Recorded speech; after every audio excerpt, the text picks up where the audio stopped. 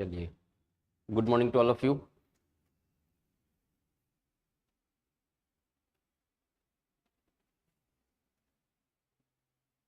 Good morning Neha Jogi ji, Sonia Thakur. चलिए फटाक से जब सब लोग लाइव हो जाइए, मैं स्टार्ट करता हूँ। फिर नोट्स मिल गया सबको?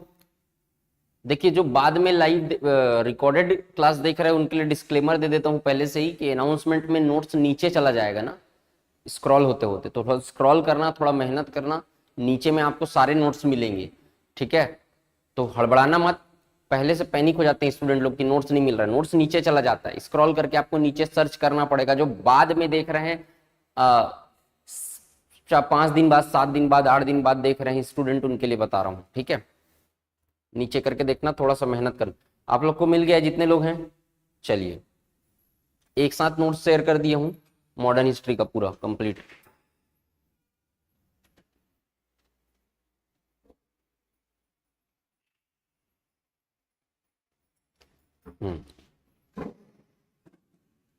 चलो फिर स्टार्ट करते हैं।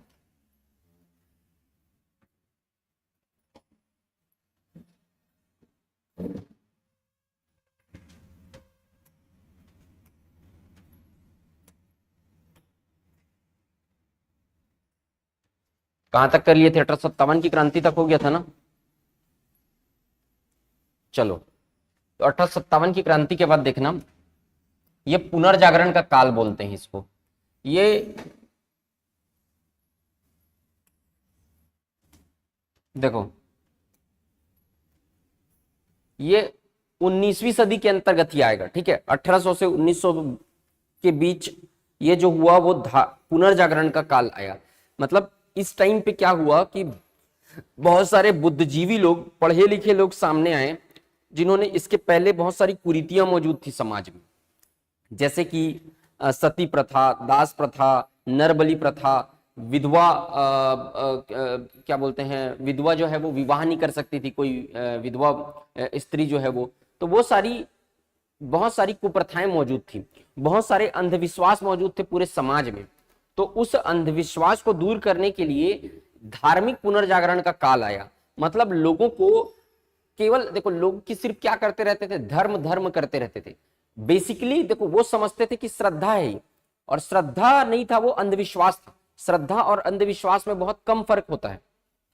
देखो, मैं ईश्वर को मानता हूं, मेरे ऊपर एक ईश्वर है, ईश्वर पूरी दुनिया चला रहा है, ये एक श्रद्धा है। ईश्वर ही सब कुछ चला रहा है, मैं कुछ नहीं करूंगा तब भी सब कुछ मुझे मिल जाएगा।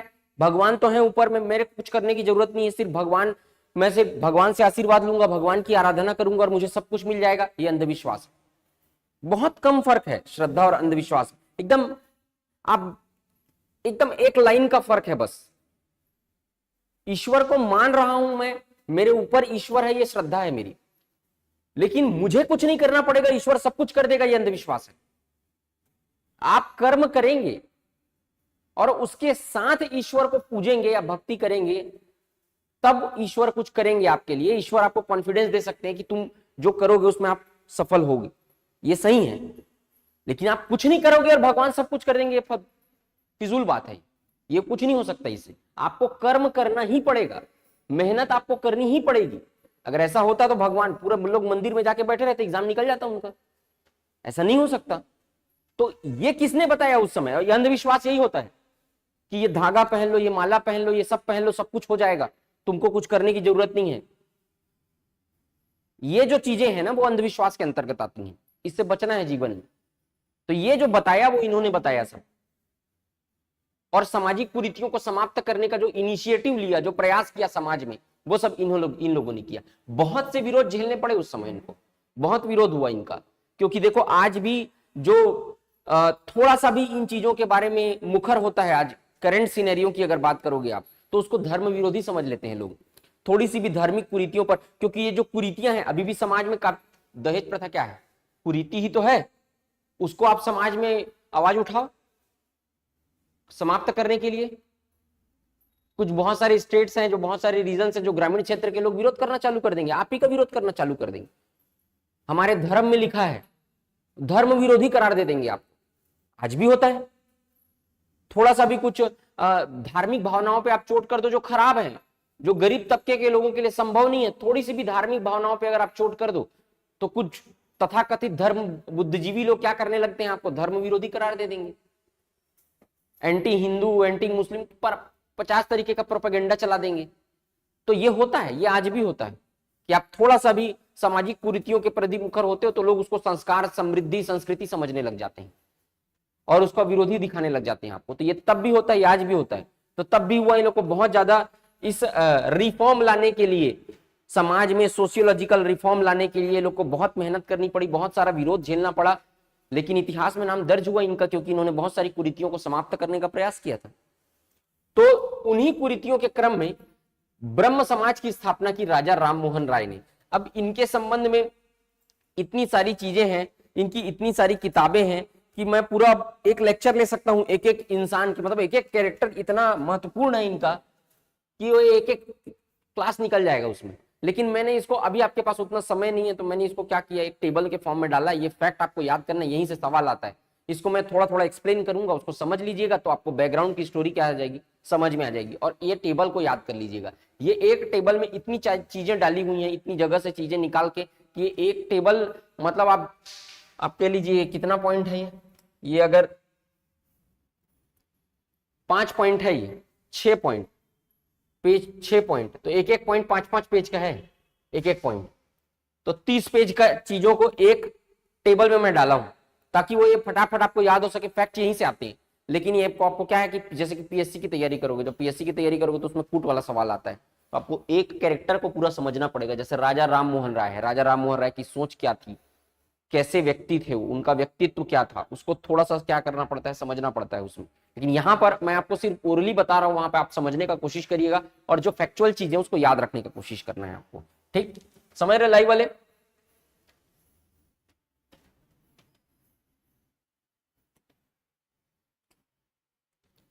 ब्रह्म समाज, ब्रह्म समाज के संस्थापक कौन थे? राजा राम मोहन राय।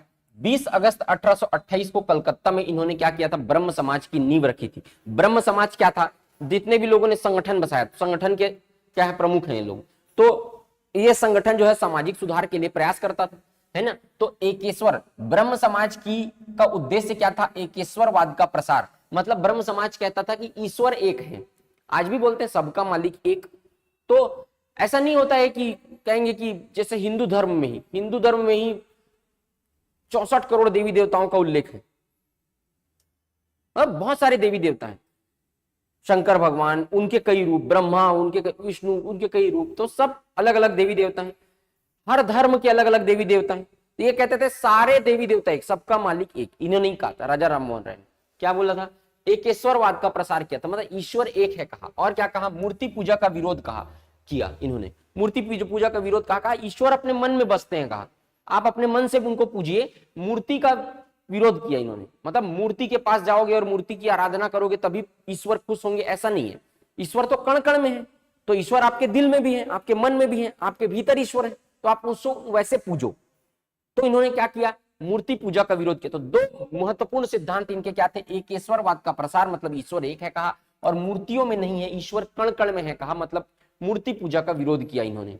ठीक, और क्या था, भारतीय नव जागरण के अग्रदूत माने जाते हैं ये, नव जागरण के अग्रदूत। इन्होंने नया अलख जगाया समाज में, है ना, नई क्रांति को पैदा किया, नए विचार दिए लोगों को, समाज में रिफॉर्म लाया, सोशियोलॉजिकल रिफॉर्म लाया। इसको क्या बोला जाता है, भारतीय नव जागरण के अग्रदूत। समाज में जो कुरीति चलती आ रही थी, जो कुप्रथाएं चलती आ रही थी, उसको समाज में समाप्त करने का, और जो धार्मिक परंपराएं हैं, विडंबनाएं हैं, उसको समाप्त करने का एक इनिशिएटिव लिया, एक प्रयास किया। इसलिए इनको क्या बोला जाता है, भारतीय नव जागरण का अग्रदूत। कुछ नया चीज, नया अलख जगाया इन्होंने समाज में।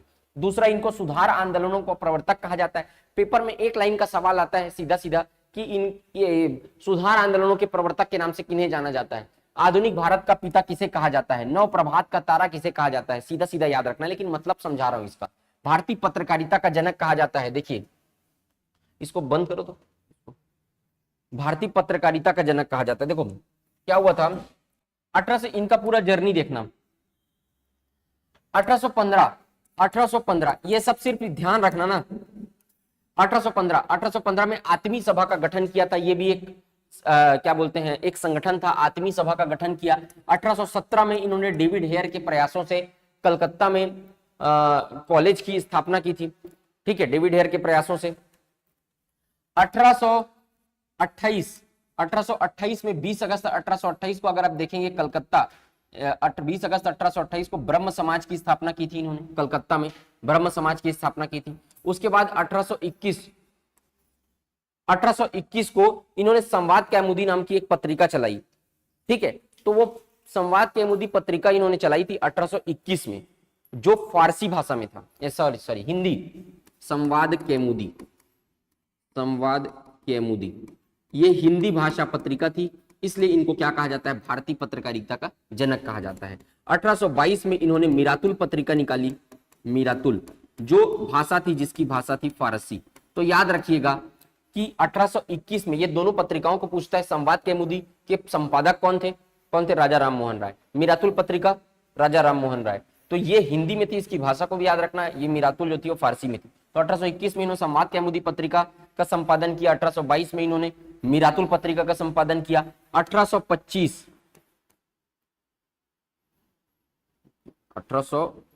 हो गया, अच्छा 1817, 1800 यहाँ पे लगना 1828 है ना, 1828, अब 20 अगस्त 1828 को क्या ब्रह्म समाज की नींव रखी। उसके बाद 1833 ब्रिस्टल इंग्लैंड के ब्रिस्टल शहर में इनकी मृत्यु हो गई। ब्रिस्टल इंग्लैंड के ब्रिस्टल में इनकी क्या हो गई, मृत्यु हो गई। वही इनकी समाधि है, राजा राम मोहन राय की। 1833 के बाद देवेंद्रनाथ टैगोर ने ब्रह्म समाज को आगे बढ़ाया। 1844 में देवेंद्रनाथ टैगोर के बाद 1833 में देवेंद्रनाथ टैगोर ने इसको आगे बढ़ाया, और उसके बाद 1844 में और लोग फिर इसमें धीरे धीरे करके जुड़ते गए। ठीक, चलो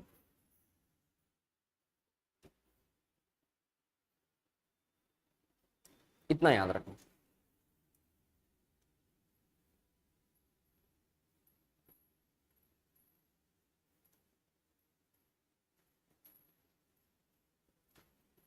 क्लियर है इतना? राजा क्या बोलते हैं, बन जाएगा ब्रह्म समाज।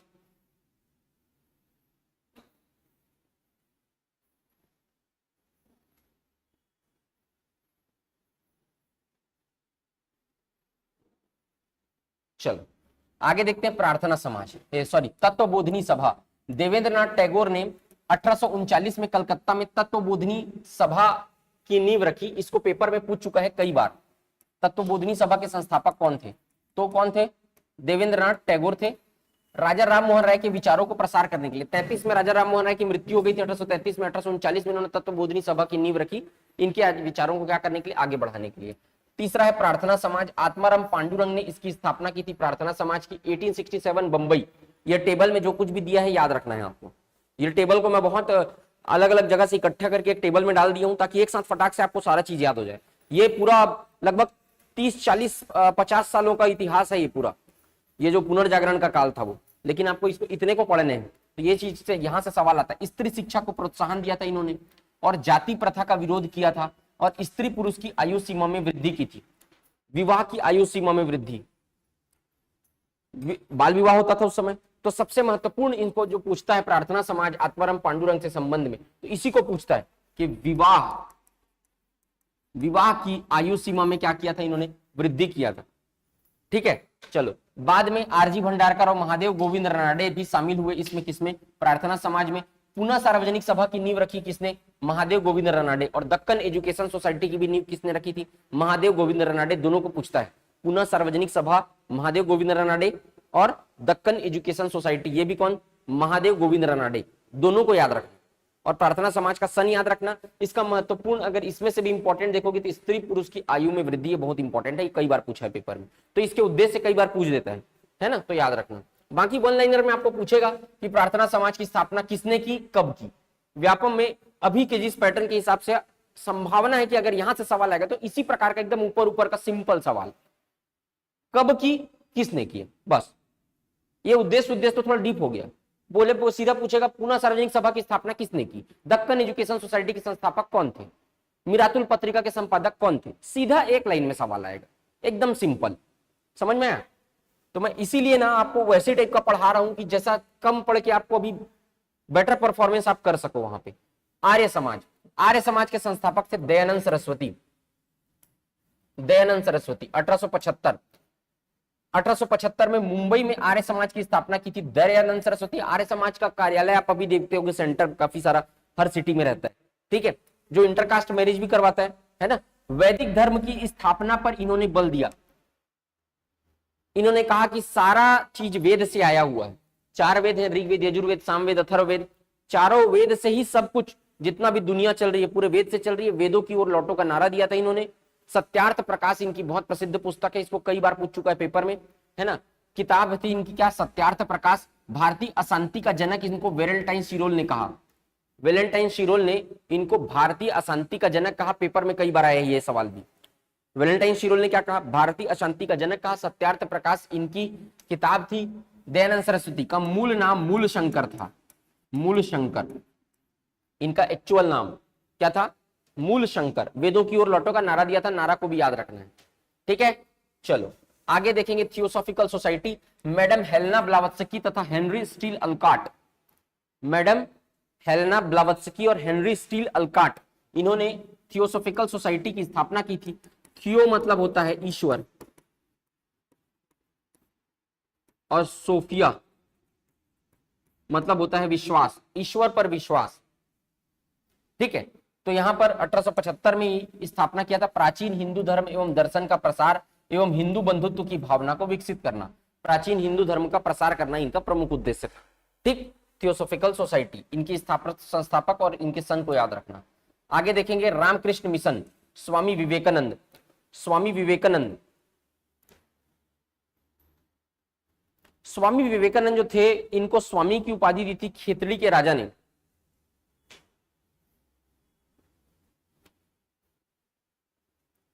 ठीक है,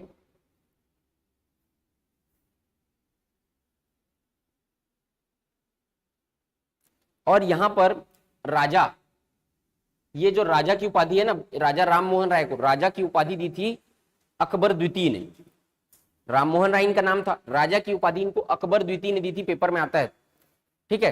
तो इसको नोट कर लेना, क्या राजा की उपाधि इनको किसने दी थी, अकबर द्वितीय ने। और स्वामी विवेकानंद को स्वामी की उपाधि दी थी किसने, खेतड़ी के राजा ने। खेतड़ी किस लिए प्रसिद्ध है, तांबा, कहां है, राजस्थान में, ठीक है। तो स्वामी विवेकानंद, इनके बचपन का नाम नरेंद्र नाथ दत्त था। बचपन का नाम क्या था, नरेंद्र नाथ दत्त। इन्होंने 1897 में वेल्लूर में, वेल्लूर है पश्चिम बंगाल कलकत्ता में, वेल्लूर मठ की स्थापना की थी। और रामकृष्ण परमहंस नाम की एक संस्था चलाई थी। रामकृष्ण परमहंस इनके गुरु का नाम था, स्वामी विवेकानंद के।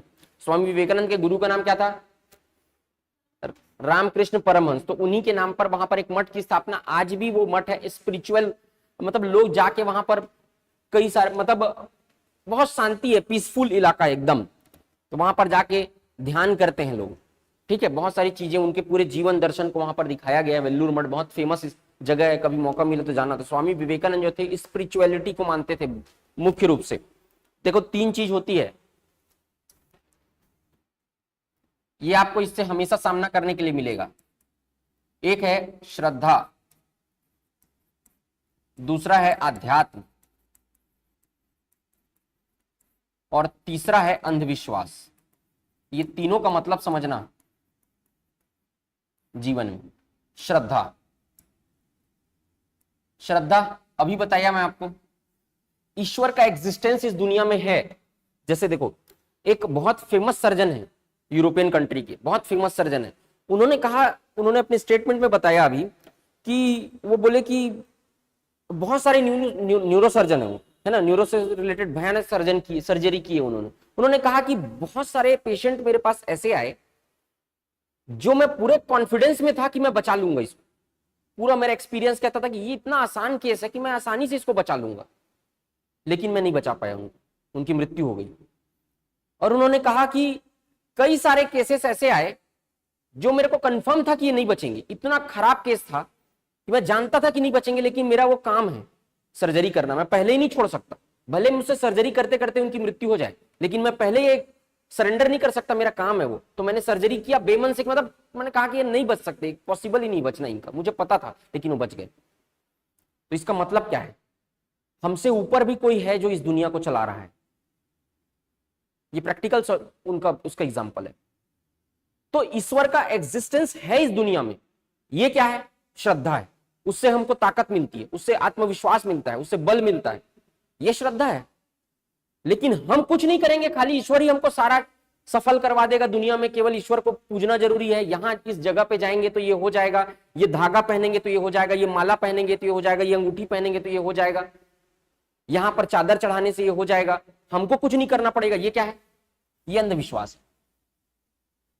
आजकल इसका ज्यादा बोलबाला है, इससे बचना जीवन में बहुत महीन फर्क है। आपको लगेगा कि ये तो श्रद्धा है मेरी, लेकिन वो क्या रहेगा, अंधविश्वास। कर्म पे ज्यादा फोकस करना, अपने मेहनत पे ज्यादा फोकस करना, और वो कैसे आएगा, तो उसके लिए एक बीच का रास्ता है, वो अध्यात्म, स्पिरिचुअलिटी। ये आपको इनर अंदर से ताकत देगा। ये चीज जो है वो स्पिरिचुअलिटी में आता है, योग, साधना, मेडिटेशन, ये सारा चीज स्पिरिचुअलिटी से रिलेटेड है। ये आपको इंटरनली पावरफुल बनाएगा, ये आपको इंटरनल पीस देगा। यहां पर अंधविश्वास के दुनिया में आपके भीतर ये लोग आक्रोश पैदा करेंगे, ये आक्रोश पैदा होता है भीतर में। अगर इसका ये सब करोगे, 50 तो आप तंत्र मंत्र जादू टोना ये सब करोगे और नहीं होगा, तो इससे एक भीतर ही भीतर एक लैक ऑफ कॉन्फिडेंस पैदा होता है। लेकिन यहां पर आपको शांति मिलेगी और ये आपको इनर पीस पैदा करेगी, जो आपको आपकी सफलता में मदद करेगी। यहां पर जाना ये अभी आपके लिए जरूरी है, अभी के टाइम पे जहां इतना आपके आसपास इतना ज्यादा निगेटिविटी भरा हुआ है, इतना ज्यादा आपको तनाव है। एक ऐसे उम्र के ऐसे पड़ाव पे हो आप, जो सारी चीजें इसी समय में होनी है, जितनी भी विपत्ति है वो अभी ही है ज्यादातर, क्योंकि अभी आपको आपके अपने जीवन में अपने आप को साबित करना है समाज के सामने। तो ये सबसे ज्यादा काम आएगा आपके, ये सबसे ज्यादा इसको हासिल करना। स्पिरिचुअलिटी में कई सारी चीजें आती हैं, विपस्सना सेंटर है जो अब बुद्धिज्म का है बेसिकली। हिंदुइज्म में देखेंगे तो आप आर्ट ऑफ लिविंग का जो सेंटर है, जहां सुदर्शन क्रिया है, मेडिटेशन करना, उससे आपको पीस। बहुत से स्टूडेंट मेरे को पूछते हैं 2 दिन पहले नींद नहीं आता है, उससे दिक्कत होता है। ये आपको धीरे धीरे जब आप मेडिटेशन करते जाओगे, ध्यान करो, 7 मिनट से स्टार्ट करो, तो वो धीरे धीरे आपको आपके अपने ऊपर कंट्रोल आते जाएगा। आप बोलते हो मैं 1 घंटा, आप देखो क्या होगा, 1 घंटा आप बैठोगे पढ़ाई के लिए, आप 1 घंटा कंसंट्रेट ही नहीं कर पाओगे। फटाक से फोन आया, आपका दिमाग पूरा चला गया उधर, कोई नोटिफिकेशन आया, कह दिया कि पेपर पोस्टपोन हो गया, आप पढ़ना छोड़ दिए। थोड़ा थोड़ा दिमाग टाइम पे आपका दिमाग विचलित हो रहा है। ये दिमाग आपका कंसंट्रेट कैसे होगा, इसका एक ही तरीका है, आप मेडिटेट करोगे तो धीरे धीरे क्या होगा कि आपका दिमाग आपके कंट्रोल में आते जाएगा, फिर आप फोकस कर पाओगे। तो इन चीजों को एक्सेप्ट करना, ये जीवन में रखना मात्रा में, कुछ मात्रा में, और इससे अवॉइड करना, इसमें तब आगे बढ़ोगे और तब जीवन में सफलता मिलेगी। चलो, तो ये चीजें इन्होंने सिखाई थी, ये सब चीजों की, इनको पढ़ोगे, इनकी एक एक किताब है, कई सारी किताब है इनके ऊपर, ये जितना भी मैं चीजें बता रहा हूं, इन्होंने क्या किया। इसीलिए इस काल को कहा जाता है धार्मिक पुनर्जागरण का काल। ईश्वर की महत्ता को नकारा नहीं इन्होंने, ईश्वर है कहा, लेकिन कहा कि ईश्वर का सपोर्ट लो कॉन्फिडेंस पैदा करने के लिए। ये नहीं कि सब वही कर देंगे, मैं कुछ नहीं करूंगा, इसके लिए मत लो सपोर्ट, ये नहीं हो सकता, संभव नहीं है, ये आज के युग में भी संभव नहीं है ये। और जितने भी बाबा लोग के पास जाओगे यही बताएंगे खाली, इससे बचना। रामकृष्ण परमहंस, स्वामी विवेकानंद, इन्होंने वेल्लूर में मठ की स्थापना की थी, ठीक है। ये मानते थे मनुष्य की सेवा में ईश्वर की सेवा माना इन्होंने, ये मनुष्यों की सेवा करते थे। यहाँ जो भी लोग आते थे, रोगी लोग की सेवा करते थे, दीन दहाय मतलब असहाय जो लोग थे, गरीब लोग थे, उन लोगों की सेवा करते थे और उसको ईश्वर की सेवा मानते थे, ठीक। तो इन्होंने मूर्ति पूजा का समर्थन किया था इन्होंने, मतलब अब मूर्ति पूजा का विरोध किसने किया था, राजा राम मोहन राय, याद रखना इसको थोड़ा सा, है ना। तो मूर्ति पूजा का विरोध उन्होंने किया था, तो उनकी अपनी विचारधारा थी। किसी से आपको हेट नहीं करना है, किसी आपको सबकी विचारधारा को समझना है और उसको साथ लेके चलना है। आपको इतर होके देखना है, प्रत्यक्ष रूप से, मतलब आप दूर खड़े रहो और देखो सबकी विचारधारा कैसी थी, और वो अपने हिसाब से उसको एक्सेप्ट करो। इनकी विचारधारा ये थी, इनके आप तर्क कर सकते हो, आप आलोचना कर सकते हो, आप किसी से घृणा मत करना। इतिहास में कई सारे पर्सनैलिटी आपको मिलेगी आगे चल के, गांधी जी, बाल गंगाधर, सबकी अलग विचारधारा थी। सबके विचारधारा को आपको समझना है कि इनके विचार कैसे थे, और यहां पर बैठ के उनकी पॉजिटिव और निगेटिव दोनों चीजों को क्या करना है, समझना है, ये आपको आगे काम आएगा। जब सिविल सर्विसेज की तैयारी करोगे तो आपको पॉजिटिव पक्ष, सकारात्मक पक्ष, नकारात्मक पक्ष दोनों ही पक्ष पता कर रखने हैं आपको। ऐसा नहीं कि केवल आप आपके हिसाब से जो चीजें किया जिन्होंने इतिहास में उसको आप सपोर्ट करने लग जाओ, और आपके हिसाब से जिन्होंने नहीं किया उसको आप विरोध करने लग जाओ, घृणा करने लग जाओ। ये नहीं होना चाहिए। आप एक बेहतर आंसर नहीं लिख पाओगे जीवन में कभी। तो आपको क्या करना है, तर्क करना है। तर्क करने के लिए क्या देखना पड़ता है, सकारात्मक नकारात्मक दोनों पक्ष को देखना पड़ता है। आप दूर खड़े रहो, आप देखो कि अच्छाई क्या है, बुराई क्या है, और सबकी भावनाओं को, सबके विचार को समान महत्व दो। उनके विचार को समझो, क्या था उनका, उस सिनेरियो क्या था, करेंट सिनेरियो क्या था, उसके बारे में डिटेल पढ़ो, उसके बाद कोई तर्क करो। समझ में? तो यहां पर मूर्ति पूजा का इन्होंने समर्थन किया। असहाय लोगों की सेवा को ईश्वर की सेवा माना, क्योंकि मनुष्य को ईश्वर का क्या मानते थे, रूप मानते थे। नव हिंदू जागरण के संस्थापक माने जाते हैं। 1893 में इन्होंने धर्म संसद में एक बहुत प्रसिद्ध भाषण दिया था। ठीक है, तो उन्होंने मेरे प्यारे भाइयों और बहनों ये कह के संबोधित किया था। वहां पूरा 10 मिनट तक पूरा इनको केवल 2 मिनट का टाइम मिला था। वहां पर पूरे विश्व से गए हुए थे वहां पर। ठीक है, सब लोग भाषण देने के लिए, तो इन्होंने अपना समय मांगा थोड़ा सा कि मैं भी देना, और भारत की मतलब भारत के बंधुत्व के बारे में लोगों को बताया कि ये जो भारत है वो इस तरीके का देश है कि सारे लोगों को साथ लेकर चलने वाला देश है। ये उनके पहले ही वाक्य से समझ में आ गया था, इसलिए इनको क्या बोला जाता है, नव हिंदू जागरण के संस्थापक माना जाता है। पुनर्जागरण के संस्थापक किसको माना जाता है, धार्मिक पुनर्जागरण के राजा राम मोहन राय, इनको नव हिंदू जागरण के संस्थापक माना जाता है। 1893 में शिकागो में धर्म संसद में इन्होंने बहुत प्रसिद्ध भाषण दिया था। ठीक है, काफी सारे अच्छे काम किए थे, बाकी इतने को याद रखना ही नहीं, अभी फिलहाल इतने को ध्यान रखना। इतना समझ में आया? हाँ, चलो आगे देखते हैं। इसी तरीके से अब ये हिंदुइज्म में सुधार हुआ, ये सब है ना। उसी तरीके से मुस्लिम धर्म में भी धर्म सुधारक आए कुछ, जो उनकी कुरीतियों को समाप्त करने का प्रयास किए। तो उसमें क्या क्या था, एक अलीगढ़ आंदोलन चला, सर सैयद अहमद खान ने ऑपरेट किया, इसको लीड किया। अहमदिया आंदोलन, मिर्जा गुलाम अहमद इसके प्रवर्तक थे। बहावी आंदोलन क्या था ये, तो क्या था, तो उसमें जो कुरीतियां मौजूद हैं उस पर चोट करने का, उस पर प्रहार करने का कोशिश किया इन्होंने कि ये समाज के लिए घातक है, तो इसको समाप्त करो। जैसे कि हिंदू धर्म, देखो राजा राम मोहन राय ने, इनके प्रयासों से ही विलियम बेंटिक ने सती प्रथा को समाप्त किया था, जैसे है ना। उसी तरीके से इन्होंने मुस्लिम धर्म में रिफॉर्म लाने का कोशिश किया। सर सैयद अहमद बरेलवी बहावी आंदोलन के संस्थापक थे, प्रवर्तक थे देवबंद आंदोलन के मोहम्मद कासिम। तो ये याद रखना, इसको वन लाइनर है, बस इतना ध्यान रखना है इसमें। ठीक है, चलो आगे बढ़ते हैं। दलित सुधार आंदोलन, तो जैसे हिंदुइज्म में सुधार हुए, जैसे मुस्लिम में, इस्लाम में सुधार हुए, वैसे दलितों में भी सुधार हुए। तो दलितों में सबसे महत्वपूर्ण सुधार किया सत्यशोधक समाज ने। सत्यशोधक समाज के जो संस्थापक थे, 1873 में सत्यशोधक समाज की नींव रखी ज्योतिबा फुले। ज्योतिबा फुले इनका शॉर्ट नेम था, ज्योतिराव गोविंदराव फुले इनका फुल नेम था। ज्योतिराव गोविंदराव फुले जो थे वो माली जनजाति के थे, माली जनजाति के थे। तो इन्होंने उस समय क्या था, देखो लगभग आज भी है, लेकिन उस समय क्या था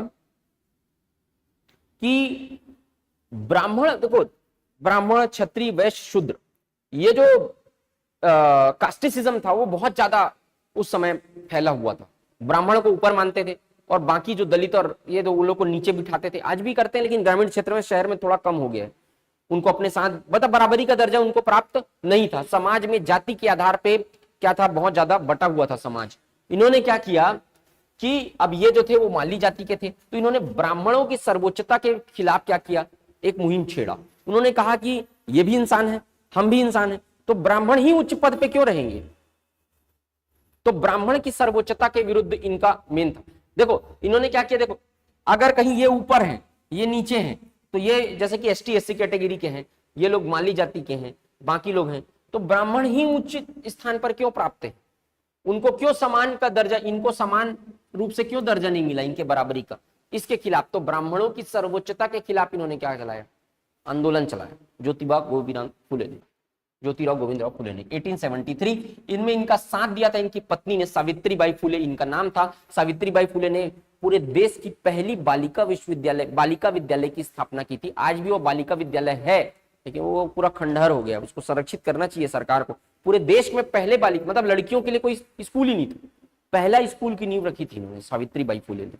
ये चाहती थी कि लड़कियां भी समाज में लड़कों के समान चले, कदम से कदम मिला के चले, तो इनकी ये सोच थी। प्रथम भारतीय संगठन था जिसने अस्पृश्य वर्गों के लिए स्कूल खुलवाए और नारी शिक्षा के लिए पूना में एक कन्या विद्यालय खोला, इनकी पत्नी सावित्री ने। तो पूना में कई बार पेपर में आता है कि पूना में पहली बार बालिका विद्यालय की नींव किसने रखी थी, तो सावित्रीबाई फुले। ठीक, ब्राह्मणों की सर्वोच्चता के विरुद्ध इन्होंने क्या किया था, युद्ध किया था। इनकी पुस्तक है एक गुलामगिरी, बहुत फेमस पुस्तक है, इसको पेपर में पूछा है।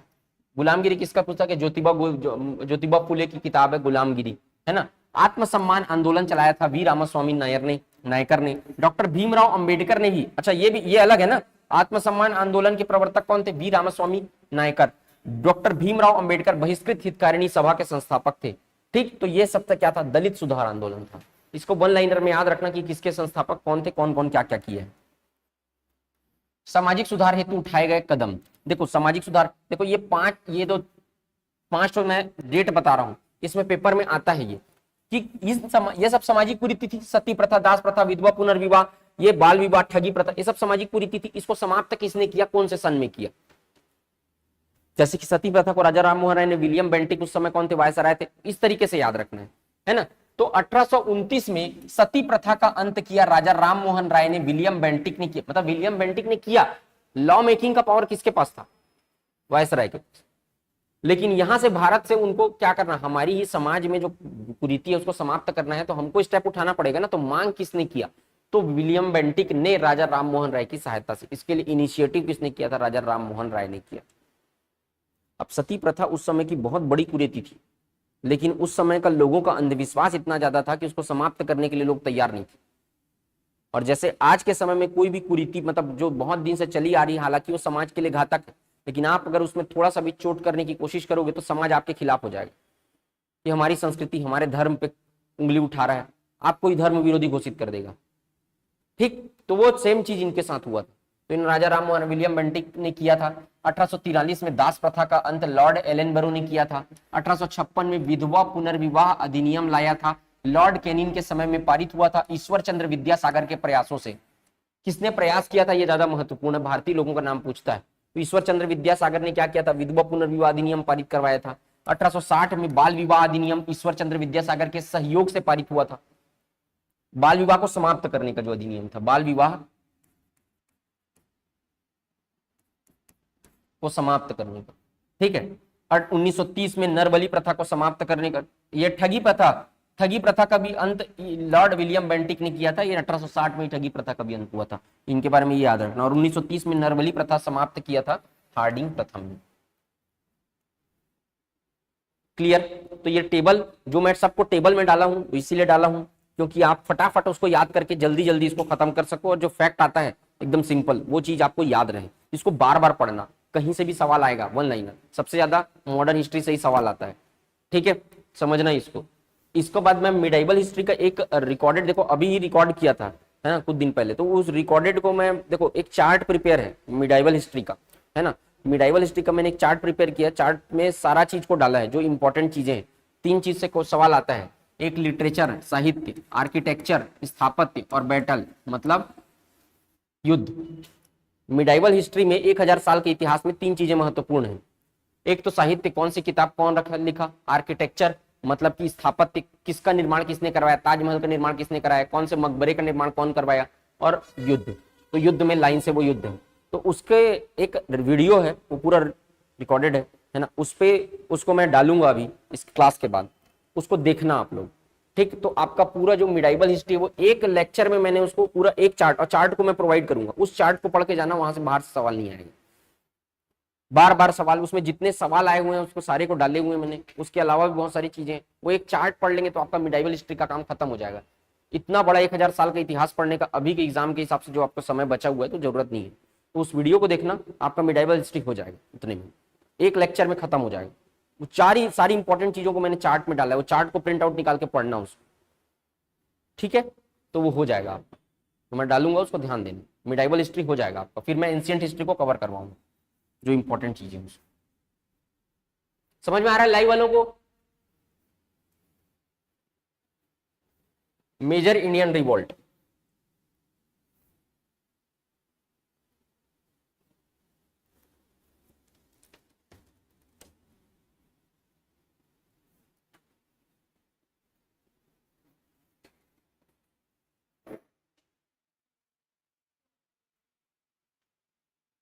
ठंडा है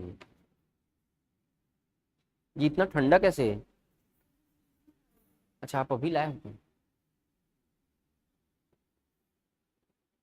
हम्म। हम्म।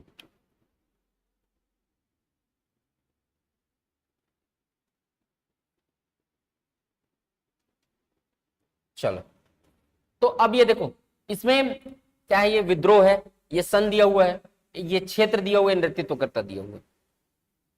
इसमें आपको जो भी व्यापम में सवाल पूछा है उसमें आज तक के रिकॉर्ड में इतना ही सवाल आया है कि कौन से विद्रोह के नेतृत्वकर्ता कौन थे, उससे ज्यादा डीप में व्यापम में सवाल नहीं पूछा है। तो जितने भी विद्रोह थे उतनों मैं कवर कर दिया हूं इसमें अलग अलग कैटेगरी में बांट के।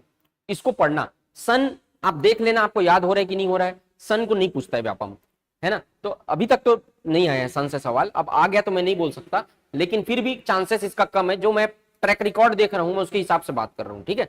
अब मैं एकदम अटल सत्य नहीं कि मैं नहीं बोला और आ गया तो फिर आप बोलोगे कि सर बोले थे कि नहीं आता ऐसा करके, तो ऐसा नहीं है। मैं भी क्या मेजोरिटी चीज देख के बोल रहा हूं, जैसा आता है पेपर उस तरीके की बात कर रहा हूं। तो आप अगर इसको पढ़ सकते हो ठीक है, आपने अगर सारा तैयारी कर लिया तो आपको इसको करना है तो आप कर लीजिए, नहीं तो आप स्किप कर सकते हो, मैं इतना बोल रहा हूं, ठीक है, समझ रहे हो। तो यहाँ पे देखो एक राउंड मार लेना एक नजर बस, बाकी ये सबसे ज्यादा इंपॉर्टेंट है कि सन्यासी विद्रोह इसके नेतृत्वकर्ता कौन थे ये याद रखना है आपको। ये पूछेगा तो इस तरीके का सवाल पूछा जाता है। ये दोनों लाइन जो दिया हुआ है, ये दोनों लाइन, ये तो आप एक बार पढ़ोगे तो आपको ध्यान रखे रहना, एक दो बार नजर मार के जाना, बाकी ये याद करने का उतना जरूरत ये नहीं है। ये तो खैर आपको याद हो जाएगा, ये तो आसान है ना। सन्यासी विद्रोह 1770 से 1820 के बीच चला था, है ना। बंगाल के क्षेत्र में विद्रोह हुआ था, मंजू साहब और देवी चौधरानी जो थी इसके नेतृत्व करता थे, ठीक। सन्यासी विद्रोह। फकीर विद्रोह ये भी बंगाल का विद्रोह है, मजनू शाह इसके कौन थे, नेतृत्व करता थे। उसी तरीके से पाइक विद्रोह, पाइक विद्रोह उड़ीसा में हुआ था, बक्सी दीनबंधु विद्याधर इसके नेतृत्व करता थे। अहोम विद्रोह ये असम में हुआ था, गोमधर कुंवर इसके नेतृत्व करता। फरेजी बंगाल के क्षेत्र में दादू मियां, दादू मियां का दूसरा नाम था मोहम्मद मोहसिन, पेपर में एक बार आया था, इनका दूसरा नाम क्या, मोहम्मद मोहसिन किसका नाम था, दादू मियां। कुका आंदोलन, कुका आंदोलन, कुका आंदोलन पंजाब में हुआ था, भगत जवाहर मल जिनको सियान साहब भी कहा जाता था, भगत जवाहर मल को सियान साहब भी कहा जाता था, भगत जवाहर मल और बालक सिंह इसका नेतृत्व किए थे। नामधारी आंदोलन बाबा राम सिंह कुका इसका नेतृत्व किए थे। गडकरी विद्रोह महाराष्ट्र में हुआ था, दाजी कृष्ण पंडित इसका विद्रोह किए, मतलब इसका नेतृत्व किए थे, है ना। तो इस तरीके से इसको क्या कर लेना, ये नोट्स मैं पूरा चार्ट में डाल दिया, इसको एक बार पढ़ना, ठीक है, नेतृत्वकर्ता को अच्छे से याद करके जाना। अब ये देखते हैं जनजाति विद्रोह। तो जनजाति विद्रोह की अगर बात करें तो खोंड और सवार विद्रोह चक्र बिसोई इसके नेतृत्व करता थे, है ना। कोल विद्रोह हुआ था, बुद्धो भगत इसके नेतृत्व करता थे। उसी तरीके से हुल विद्रोह या हुल विद्रोह को ही दूसरा कहा जाता है, बहुत इंपॉर्टेंट विद्रोह है संथाल विद्रोह। इसमें से मैं इंपॉर्टेंट बताऊंगा आपको, इसमें से भी अभी इंपॉर्टेंट और बताऊंगा, पहले इसको पढ़ लो समझ लो। होल विद्रोह या इसी का नाम था क्या, संथाल विद्रोह, ये झारखंड में हुआ था 1855-56 में। सिद्धू कान्हू चांद भैरव, बहुत आता है सवाल, सिद्धू कान्हू चांद भैरव 4 लोग थे इसमें।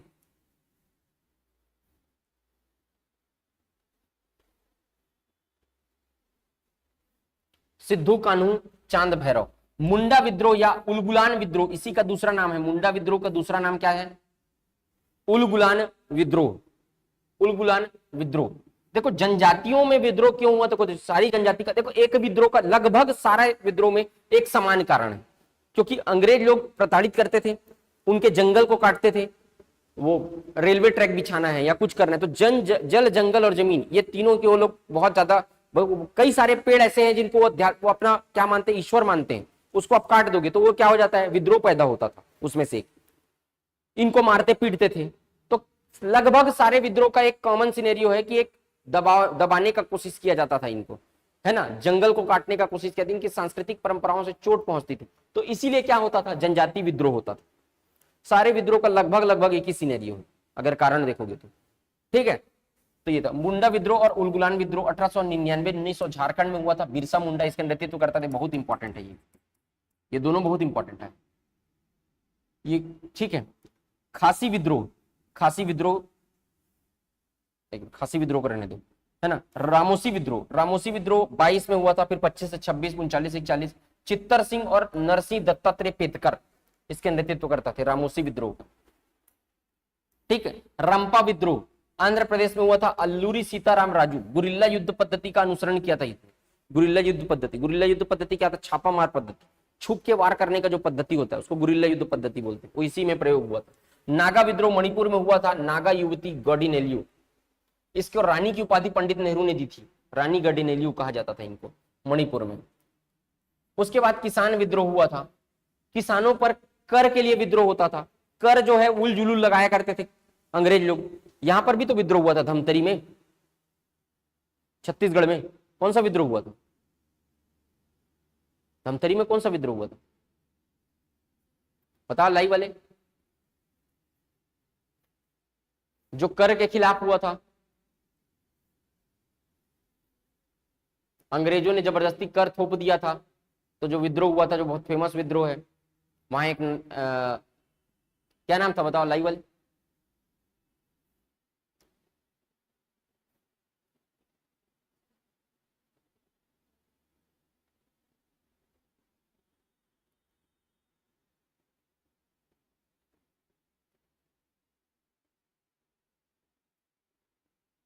कंडेल नहर सत्याग्रह, ठीक है।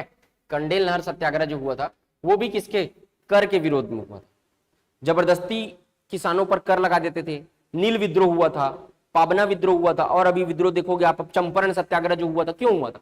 कर जबरदस्ती थोप देते थे, इसीलिए होता था। तो किसान विद्रोह का मेजर पॉइंट ये था कि कर थोपने के कारण, ज्यादा जरूरत से ज्यादा वसूली करने के कारण, कभी कभी ऐसा होता था कि प्राकृतिक आपदा आ जाती थी, बारिश पर्याप्त मात्रा में नहीं होती थी, लेकिन उसके बाद भी कर चुकाना पड़ता था, तो ये लोग आंदोलन करते थे कि भाई कर हमको इस बार के लिए माफ कर दिया जाए, तो इसलिए विद्रोह होता था, नहीं करते थे अंग्रेज लोग। तो लगभग ये सिनेरियो था किसान आंदोलन का, किसान विद्रोह।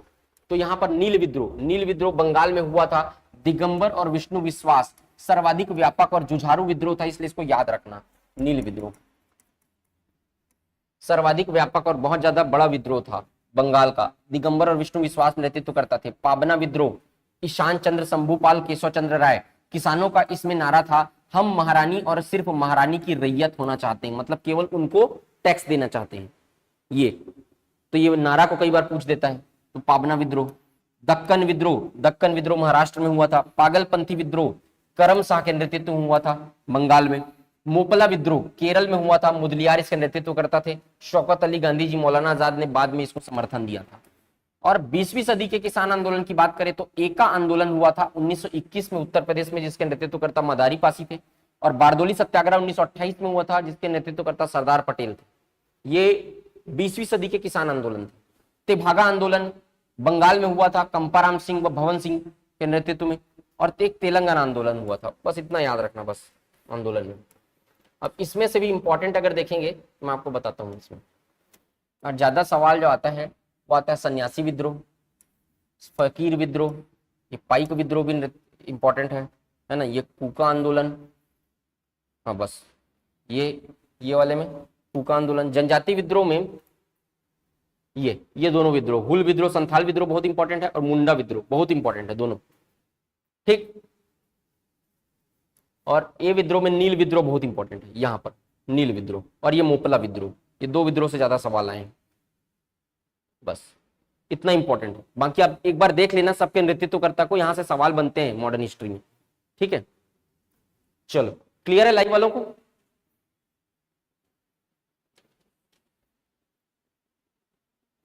अब देखो, कांग्रेस की स्थापना के पूर्व स्थापित राजनीतिक संगठन, कुछ राजनीतिक संगठन कांग्रेस के पहले स्थापित हुए थे। अब 1885 जाएंगे सीधा कांग्रेस इसके बाद, लेकिन उससे पहले भी कई सारे संगठन स्थापित हुए अलग अलग लोगों। देखो कांग्रेस तो एक पैदा हुआ था पूरा भारत के एक संगठन के रूप में, भारत के लोगों को संगठित करने के लिए एक पूरा देशव्यापी संगठन था। लेकिन अलग अलग जगह पे क्षेत्रीय संगठन भी कई सारे स्थापित हुए, जो लोगों की एक पर्टिकुलर एक भावना के लिए क्या करते थे, उन लोग आवाज उठाते थे। जैसे कि लैंड होल्डर सोसाइटी, कई बार पूछा है, जमींदारियों के लिए स्थापित पहला संगठन कौन सा था, कब स्थापित हुआ था, किसने स्थापित किया था, ये पेपर में कई बार आया है। तो याद रखना ये सबसे ज्यादा इंपॉर्टेंट है। लैंड होल्डर सोसाइटी जमींदारी एसोसिएशन की स्थापना द्वारिकानाथ ठाकुर ने की थी। अब इसके नाम से प्रसिद्ध किसके लिए किया था? जमींदारों की आवाज अंग्रेजों तक पहुंचाने के लिए, सरकार तक पहुंचाने के लिए जमींदारी एसोसिएशन की स्थापना की गई। इसको सिर्फ याद रखना है आपको, कौन संस्थापक था इसका। कलकत्ता में इसकी स्थापना हुई थी 1838 में। द्वारिकानाथ ठाकुर इसके संस्थापक थे। Bengal British India society, George Thomson इसके संस्थापक थे। 1843 में कलकत्ता में स्थापना हुई थी। ब्रिटिश इंडिया एसोसिएशन के संस्थापक द्वारिकानाथ ठाकुर थे। 1851 में कलकत्ता में इसकी स्थापना हुई थी। ठीक है। मद्रास नेटिव्स एसोसिएशन, गजलू लक्ष्मी नारसू चेट्टी 1849 में मद्रास में स्थापना की थी। ठीक है। बॉम्बे एसोसिएशन की स्थापना जगन्नाथ शंकरशेठ ने की थी 1852 में बॉम्बे में। वैसे east India association Dadabhai Naoroji. National Indian association Mary Carpenter. Poona Sarvajanik Sabha बहुत इंपॉर्टेंट है। महादेव गोविंद न्यायमूर्ति रनाडे लिखा है, महादेव गोविंद रनाडे वही है। 1870 में पूना में किया था पूना सार्वजनिक सभा। भारतीय समाज आनंद मोहन बोस लंदन में। इंडियन लीग शिशिर कुमार घोष और इंडियन एसोसिएशन सुरेंद्र नाथ बनर्जी। इसमें से तीन सबसे महत्वपूर्ण हैं, सुरेंद्र नाथ बनर्जी और Anand Mohan Bose. Indian association, Indian league, Poona Sarvajanik Sabha और ब्रिटिश लैंड होल्डर सोसाइटी। ये चार बहुत महत्वपूर्ण है। यहां ज्यादा सवाल आए हुए चार से, समझ में आए? ये चार को अच्छे से याद रखना।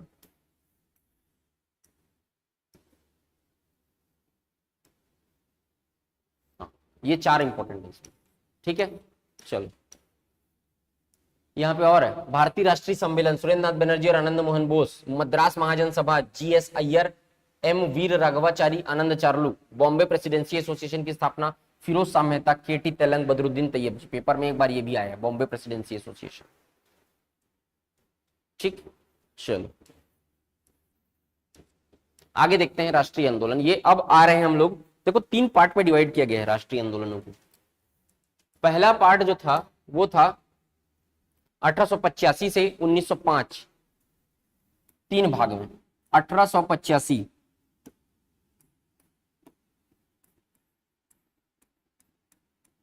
1905, 1905 से 1919 और 1919 से 1947। तो ये जो था, ये जो 1885 से 1905, इसको बोलते हैं उदारवादी चरण। उदारवादी, उदारवाद का काल या उदारवादी चरण, उग्रवाद का काल या उग्रवादी चरण कहते हैं। और ये बोलते हैं इसको राष्ट्रीय आंदोलन, मतलब 1919 से गांधी युग कहते हैं इसको, गांधी युग।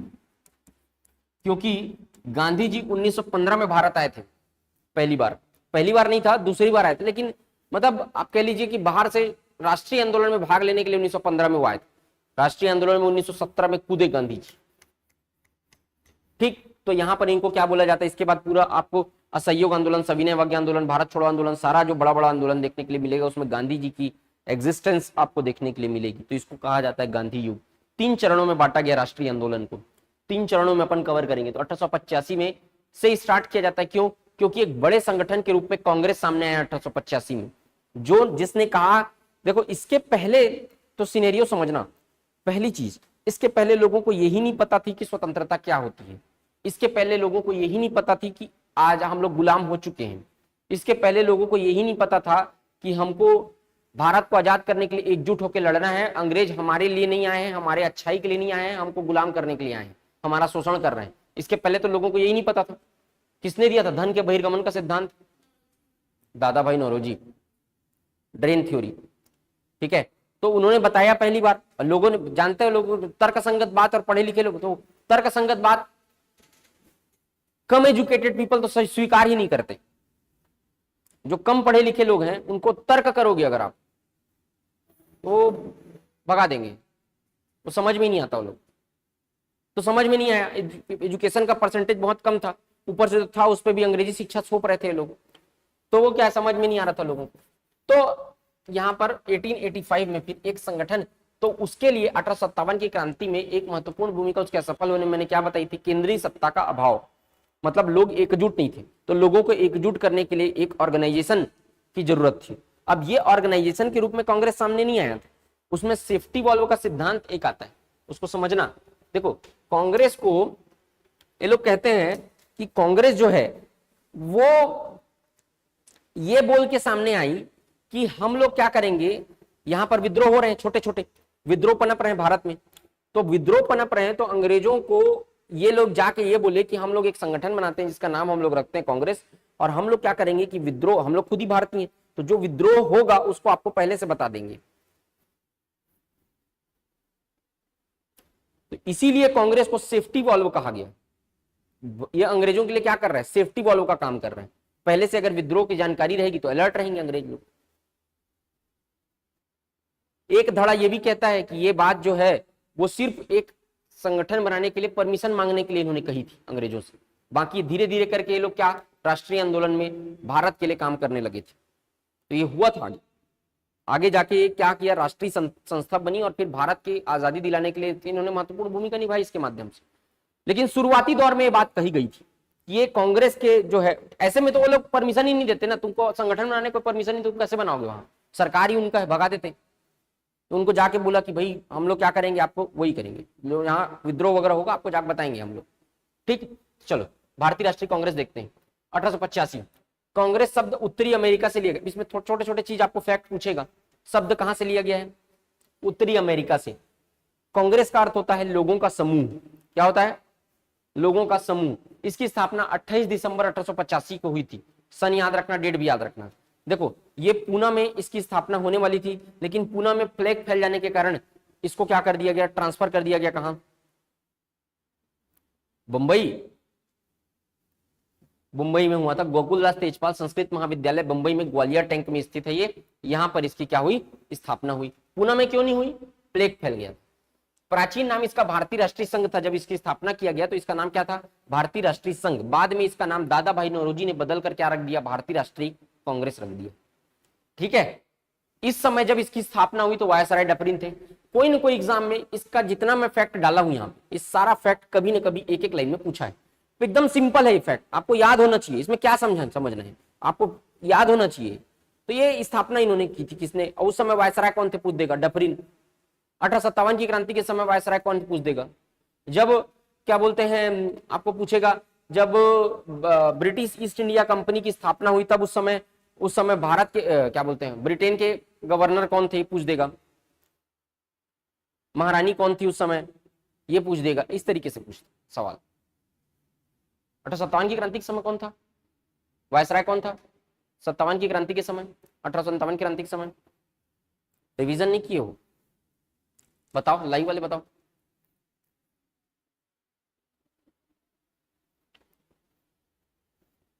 Lord Canning. ठीक है, इस समय कौन था, डफरिन। ठीक है, चलो। संस्थापक एओ ह्यूम, एलन ऑक्टेवियन ह्यूम, ये भारतीय नहीं थे। ठीक है, ये खुद ही ब्रिटिश थे, लेकिन वहां पर नौकरी करते थे। नौकरी को इन्होंने छोड़ दिया था। नौकरी को छोड़ के इन्होंने क्या किया, एक संस्था का स्थापना किया था, एलन ऑक्टेवियन ह्यूम। रूपरेखा या डिजाइन करता अगर कहीं बोलेगा तो एओ ह्यूम आईएनसी के पिता कहा जाता है। पिता क्यों बोला, father of Indian national Congress, इन्होंने ही स्थापना की थी, है ना। सुरेंद्र नाथ बनर्जी और रास बिहारी घोष, इन्होंने सहयोग किया था इनका। तो तीन लोगों ने मिलकर, तीन लोगों को डिजाइन करता या रूपरेखा इन्होंने तैयार किया था, इसलिए रूपरेखा या डिजाइन करता बोलते हैं। एओ ह्यूम के बारे में थोड़ा देखते हैं। पक्षी विज्ञान के जनक थे ये। ठीक है, ये शिमला में निवास करते थे, इसलिए इनको हर्मिट ऑफ शिमला कहा जाता है। हर्मिट ऑफ शिमला की उपाधि दी गई इनको, शिमला में निवास करते थे। इन्होंने पत्रिका निकाली जिसका नाम था जनता का मित्र। अंग्रेज सरकार में काम करते थे, परंतु अपनी उदारवादी विचारधारा के कारण बर्खास्त कर दिए गए थे। इनका झुकाव रहता था, भारतीयों को सपोर्ट करते रहते थे, इसलिए इनको क्या कर दिया था, बर्खास्त कर दिया था। और बाद में इन्होंने 1885 से 1907 तक कांग्रेस के सचिव या महामंत्री के पद पर कार्य किया था। ठीक, चलो। तो सचिव पूछेगा तो एओ ह्यूम, आईएनसी के पिता एओ ह्यूम, आईएनसी के महामंत्री एओ ह्यूम, पक्षी विज्ञान के जनक A O Hume, hermit of Shimla A O Hume, ऐसा याद रखना। संस्थापक सदस्य थे 72। जब इसकी स्थापना हुई थी तो उस समय सदस्य की संख्या कितनी थी, 72 लोग शामिल थे उसमें। ठीक, बाद में धीरे धीरे करके बढ़ते गए। सबसे ज्यादा बंबई प्रांत से 38 सदस्य, क्योंकि वही हुआ था, पास में थे, सब आ गए। ठीक है, चलो। प्रथम अध्यक्ष WC बनर्जी, व्योमकेश बनर्जी पूरा नाम। उद्देश्य था भारतीय राष्ट्रीय एकता की भावना को प्रोत्साहित करना, मतलब एक करना, लोगों की आवाज उठाना। भारतीयों को तो यही कह के लोग संगठन बनाए थे कि भाई आपकी आवाज उठाएंगे। ठीक है, सचिव भी थे एओ ह्यूम। ठीक, इसके महामंत्री या सचिव तो बताया। कांग्रेस पर टिप्पणी, ये सबसे ज्यादा इंपॉर्टेंट है। किन किन लोगों ने कांग्रेस की स्थापना पर क्या क्या स्टेटमेंट दिया, वो। तो लाला लाजपत राय ने कहा लॉर्ड डफरिन के दिमाग की उपज है। लाला लाजपत राय ने कहा कि ये डफरिन जो है ये वायसराय, ये जानबूझ के इसको क्या करवाया है, संगठन को बनवाया है। क्यों? ताकि ये लोग अपने विद्रोह का क्या कर सकें, उसको बता सकें।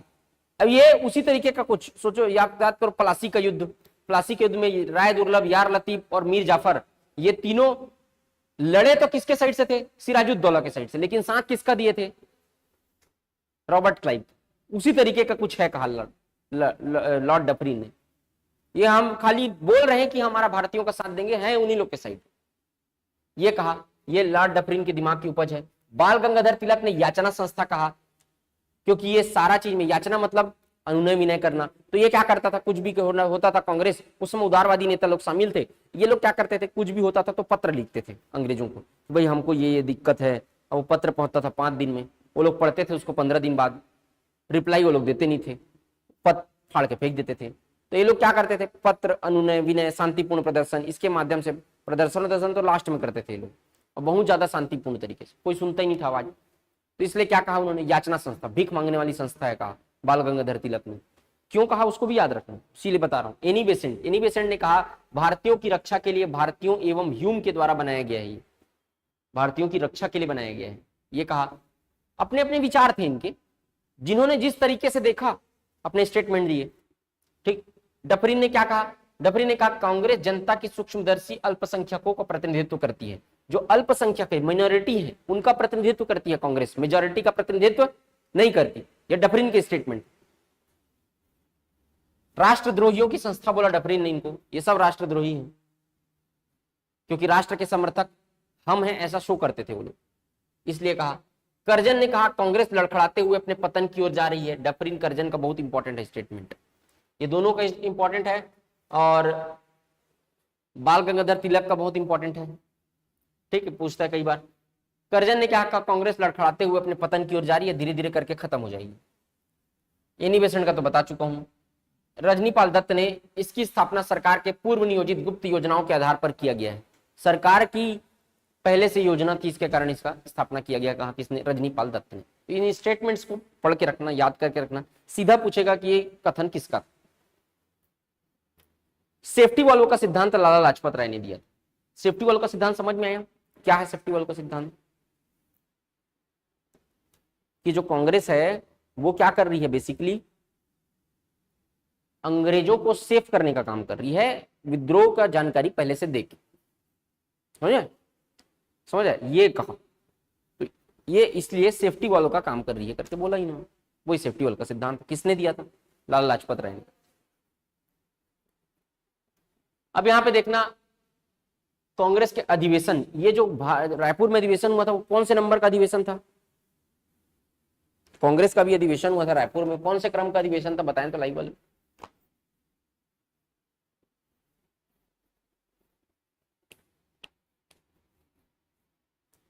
बताओ।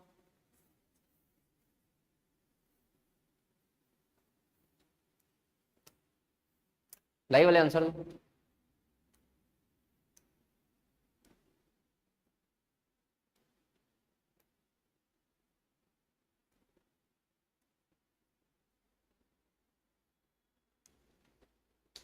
किसी को नहीं पता?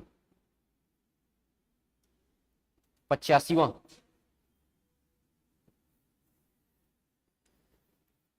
तो देख के आना है।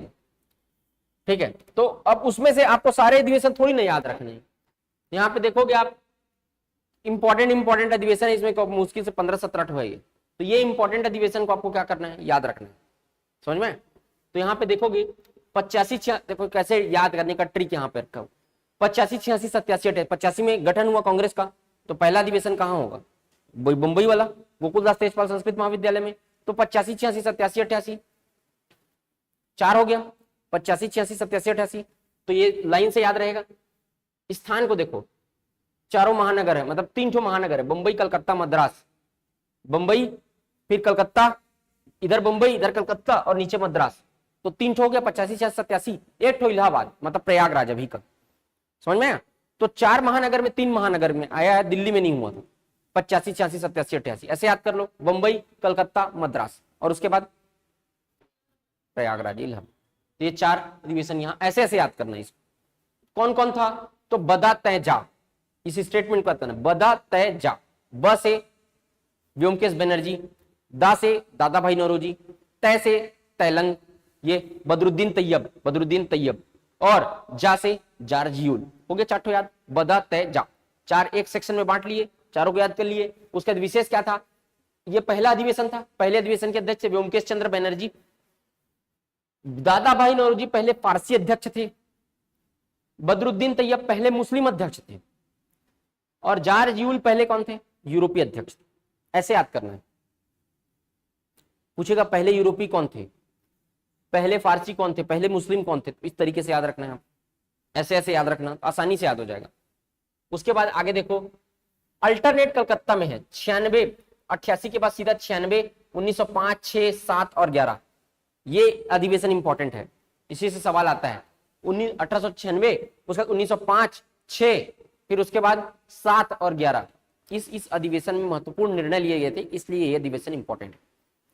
अब इसमें देखोगे कैसे है, जगह को कैसे याद रखोगे। तो यहां पर अल्टरनेट कलकत्ता है, ये कलकत्ता है, फिर बनारस में हुआ, फिर कलकत्ता में हुआ, फिर सूरत में हुआ, फिर कलकत्ता में हुआ। तो समझ जाओगे, अल्टरनेट कलकत्ता है, कलकत्ता फिर एक बनारस बीच में गया, फिर कलकत्ता, फिर सूरत, फिर कलकत्ता। अल्टरनेट कलकत्ता में हुआ। अब इसके स्थान कौन थे? रहीमतुल्ला, रगोदाराना, ऐसे याद कर लेना, रगोदाराना, रहीमतुल्ला, गोपाल कृष्ण गोखले, दादा भाई नौरोजी, रास बिहारी बोस और नारायण धर।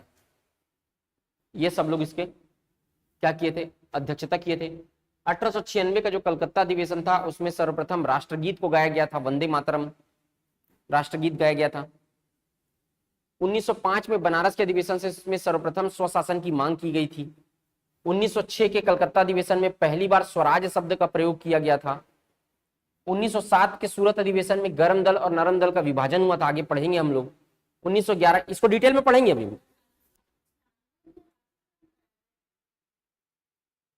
1911 राष्ट्रगान, 1911 राष्ट्रगीत है वो, आगे आएगा राष्ट्रगान में बताऊंगा। 1911 में गाया गया था पहली बार राष्ट्रगान गाया गया था 1911 के राष्ट्र अधिवेशन में, है ना, वो राष्ट्रगीत है। पहली बार राष्ट्रगीत गाया गया था। 1905 के बनारस अधिवेशन में पहली बार स्वशासन की मांग हो गया। 1907 के सूरत अधिवेशन, ये आगे आएगा, अपन डील करेंगे इसको डिटेल में। 1911 में कलकत्ता अधिवेशन में पहली बार राष्ट्रगान गाया गया, ठीक है। उसके बाद 16-17 लाइन से है, 16-17, 20, 21, 24, 25, 29, 31, 37, 38, 39, 40। तो ये अलग अलग याद रखना है। तो इसमें आपको देखोगे 16-17 तो एक साथ है, 16-17, 20 में 2 बार अधिवेशन हुआ था असहयोग आंदोलन को पारित करवाने के लिए। हर बार अधिवेशन दिसंबर में होता था कांग्रेस का, फंड के टाइम पे, लेकिन 20 में अधिवेशन 2 बार हुआ था, पहले ही अगस्त में बुला लिया गया था। तो उसके 2 अध्यक्ष थे 20 के अधिवेशन के। तो यहाँ पे देखो 16 में लखनऊ में हुआ था, अंबिका चरण मजूमदार उसका नेतृत्व करता थे। गरम दल और नरम दल लखनऊ अधिवेशन में मिले थे। इस अधिवेशन को जब यहाँ पे पहुंचेंगे 16 में तो हम पढ़ेंगे डिटेल में, मैं बताऊंगा इसके बारे में डिटेल। 17 के अधिवेशन में कलकत्ता एनी बेसेंट पहली महिला अध्यक्ष थी जिन्होंने क्या किया था, अध्यक्षता की थी। 20 में अगस्त में हुआ था कलकत्ता का विशेष अधिवेशन, उसमें लाला लाजपत राय ने अध्यक्षता की थी, विशेष अधिवेशन था ये। तो पेपर में आता है कि 1920 के विशेष अधिवेशन की अध्यक्षता किसने की थी, सीधा एक लाइन में, लाला लाजपत राय। नागपुर अधिवेशन की अध्यक्षता वीर राघवाचारी ने, असहयोग आंदोलन को स्वीकृति दे दी गई थी। 1921 में अहमदाबाद आंदोलन हुआ, हकीम अजमल खान ने अध्यक्षता की थी, पहली बार ध्वजारोहण किया गया था, ठीक। 1924 में बेलगाम अधिवेशन, ये बहुत इंपॉर्टेंट अधिवेशन है, पहली बार महात्मा गांधी ने, एकमात्र अधिवेशन था जिसकी अध्यक्षता की। महात्मा गांधी राजनीति में नहीं आना चाहते थे, ठीक है। उन्होंने इसको 1947 में भारत के आजाद होने के बाद कांग्रेस को खत्म करने की बात कही थी कि अब इसका जो उद्देश्य है वो पूरा हो गया, इसको समाप्त कर दिया जाए। लेकिन फिर बाकी संगठन के लोगों ने नहीं माना उनकी बात। वो पूरा जीवन भर आप देखेंगे कि कोई भी पॉलिटिकल पद उन्होंने, राजनीतिक पद धारण नहीं किया था गांधी जी ने। उनकी कोई राजनीतिक महत्वाकांक्षा नहीं थी, वो केवल लोगों के लिए थे। वो सारे धीरे धीरे करके समझ में आएगा आपको। आज छोटे छोटे थोड़ा बहुत भी सामाजिक काम कोई करते हैं, प्रसिद्धि हासिल होते करता है कोई भी, तो उनको राजनीतिक महत्वाकांक्षा पैदा हो जाती है। थोड़ा सा भी समाज में स्वीकार आया उनके प्रति, सजग हुए थोड़ा सा समाज के लोग, सामाजिक काम करना चालू किए कि कोई ना कोई राज्यसभा का पद, इधर विधानसभा में थोड़ा बहुत पार्षद तो बनी जाए कम से कम, तो थोड़ा बहुत भी पॉलिटिकल उनकी क्या रहती है, राजनीतिक इच्छा जागृत हो जाती है। ठीक है, एकमात्र अधिवेशन था जिसकी अध्यक्षता किए थे गांधी जी।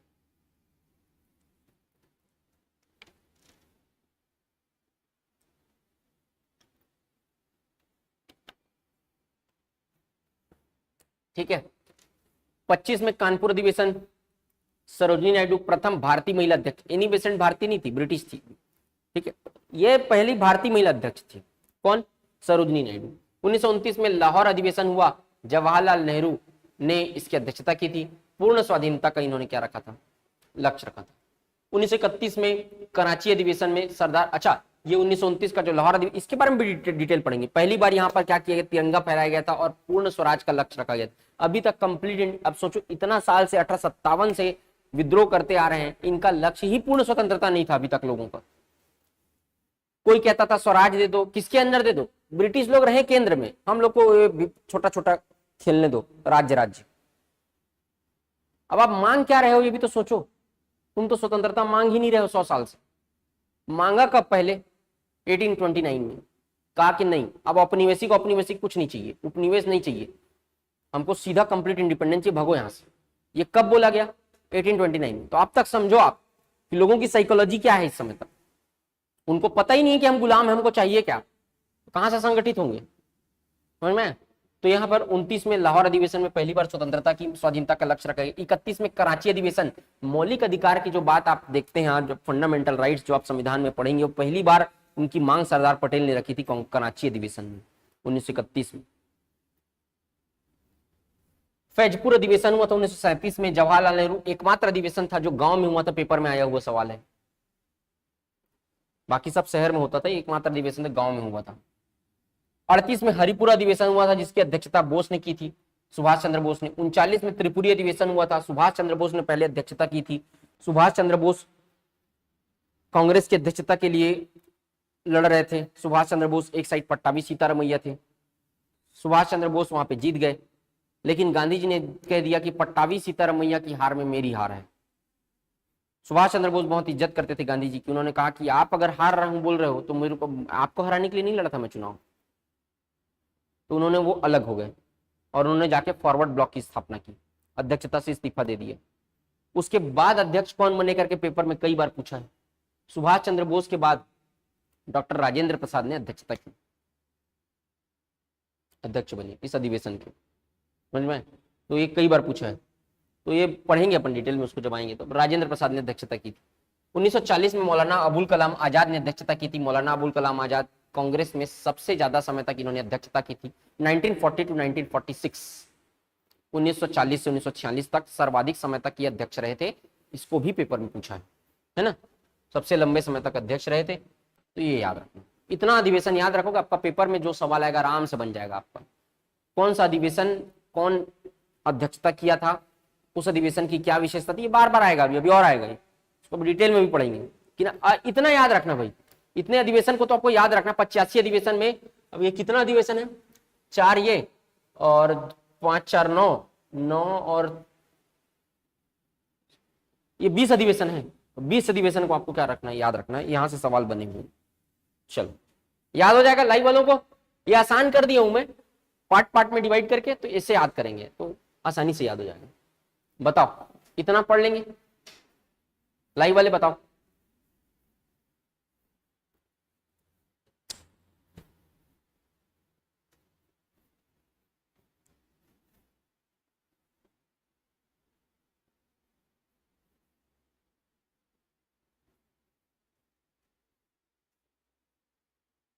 चलो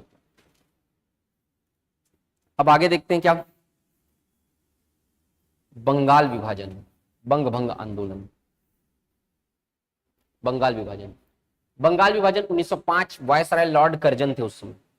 1898 से लेकर 1905 तक वायसराय कौन थे, लॉर्ड कर्जन। बंगाल विभाजन, देखो बंगाल विभाजन क्यों हुआ था, देखो बंगाल वाला जो क्षेत्र था जिसमें मुख्य रूप से बंगाल के क्षेत्र में आते थे बंगाल, बिहार और उड़ीसा, ये दो बंगाल, दो टाइप का। देखो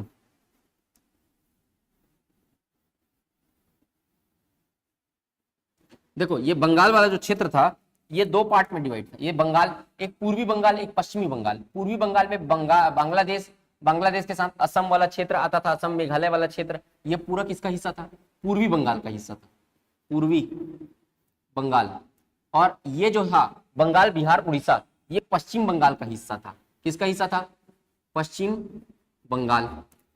ये वाला जो क्षेत्र था, इसमें हिंदू जो थे वो मेजॉरिटी में थे और मुस्लिम जो थे वो माइनॉरिटी में थे। ये वाला जो क्षेत्र था उसमें हिंदू जो थे वो माइनॉरिटी में थे और मुस्लिम जो थे वो क्या थे? मेजॉरिटी में थे।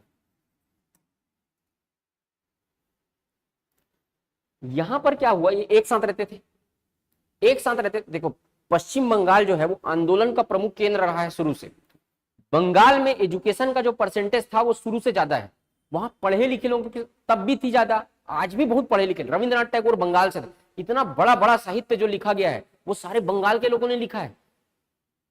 आप सिंगर जो जितने भी निकलते हैं ना, मैक्सिमम पश्चिम बंगाल से रहते हैं वो लोग।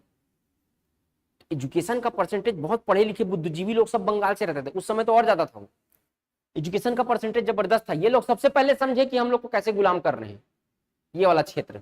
तो अंग्रेजों को तोड़ना था तो सब पहले समझ में आ गया था ये लोग को। ये जो पढ़े लिखे लोग हैं ना, ज्यादा दिमाग खराब करेंगे, इन लोग को पहले तोड़ो। तो ये लोग क्या करना चाहते थे? फूट डालो और राज करो की नीति। तो ये लोग हिंदू मुस्लिम एकता, अगर एक हो जाएंगे तो धीरे धीरे क्या कर लेंगे? सबको संगठित कर लेंगे। ये लोग को धर्म के नाम पे लड़ाने का कोशिश करना है, ये सोचे कि लोग, अंग्रेज लोग। तो उन्होंने क्या किया? ये पूर्वी बंगाल और पश्चिमी भाग में दो पार्ट में तोड़ दिया इसको। तो इससे क्या हुआ? अब एक बॉर्डर आ गया बीच में। तो अब दोनों के बीच क्या हुआ? मतभेद पैदा हो गया। इधर हिंदू मेजॉरिटी में है, मुस्लिम माइनॉरिटी में है। तो माइनॉरिटी को हमेशा क्या होता है कि थोड़े थोड़े चीज के नाम से क्या लगता है कि दबाव महसूस होता है। ये तोड़ने के बाद के सिनेरियो की बात कर रहा हूं। इधर मुस्लिम माइनॉरिटी में थे, इधर हिंदू मेजॉरिटी में थे, तो एक कंट्री बना दिए, मतलब एक स्टेट बना दिए वो लोग, पश्चिम बंगाल, और ये पूर्वी बंगाल में तोड़ दिए। तो अब क्या होगा? किसी ना किसी मात्रा में इनको लगेगा कि ये हम पे क्या डाल रहे हैं? प्रताड़ित कर रहे हैं। और ये प्रताड़ित इधर होंगे, इधर के लोगों का खून खोलेगा कि इधर हमारे माइनॉरिटी लोग हैं, मुस्लिम लोग। अभी भारत पाकिस्तान में क्या होता है? यही तो होता है। इधर हमारे लोगों को प्रताड़ित कर रहा है, तो इधर तुम, मैं माइनॉरिटी में हूं, हिंदू, हम मारेंगे तुमको। मतलब कुछ नहीं है इनको, लेकिन जबरदस्ती क्या होगा? वो बढ़ेगा, तो लोग आपस में लड़के मर जाएंगे। ये सोच किसकी थी? अंग्रेजों की थी। लेकिन अंग्रेजों को भारतीयों के सामने अच्छा भी तो बनना था। तो अंग्रेजों ने कारण क्या बताया भारतीयों को? कहा कि यार ये जो क्षेत्र है ना बहुत बड़ा हो रहा है, तो प्रशासनिक सुविधा के आधार पर इनको क्या करना पड़ रहा है? देखो, देश को किसमें बांटा गया? राज्य में। राज्य को किसमें बांटा गया है? जिले में। जिले को किसमें बांटा गया है? विकासखंड और तहसील में। तो ये जिले को विकासखंड तहसील में क्यों बांटा जाता है? छोटे छोटे, क्योंकि वहां पे एक अधिकारी की नियुक्ति किया जाए और उसका एरिया थोड़ा सीमित हो, तो डेवलपमेंट क्या हो, ज्यादा अच्छे तरीके से हो, बेहतर तरीके से हो, इसलिए बांटा जाता है। क्षेत्र को छोटा कर दिया जाता है। उसीलिए बोला कि ये लोग बोले, अंग्रेज लोग, कि भाई तुम्हारे क्षेत्र को छोटा कर रहे हैं ताकि प्रशासनिक सुविधा सही तरीके से चलाया, लॉ एंड ऑर्डर को मेंटेन किया जा सके। लेकिन एक्चुअल रीजन क्या था? समझ में आया? ये पेपर में आता है सवाल, उसका रीजन समझो। हिंदू मुस्लिम में फूट पैदा करना, ये इनका मेन रीजन। ये यहां से बढ़ता है बंगाल, मतलब क्या बोलते, क्या नाम है आपका? बंगाल विभाजन की पृष्ठभूमि बनती है यही। यहां पर लिखा हुआ है, औपनिवेशिक सत्ता द्वारा बताया गया कारण क्या था कि बंगाल प्रांत इतना बड़ा है कि प्रांतीय सरकार उनका प्रशासन नहीं कर सकती है। और वास्तविक कारण क्या था?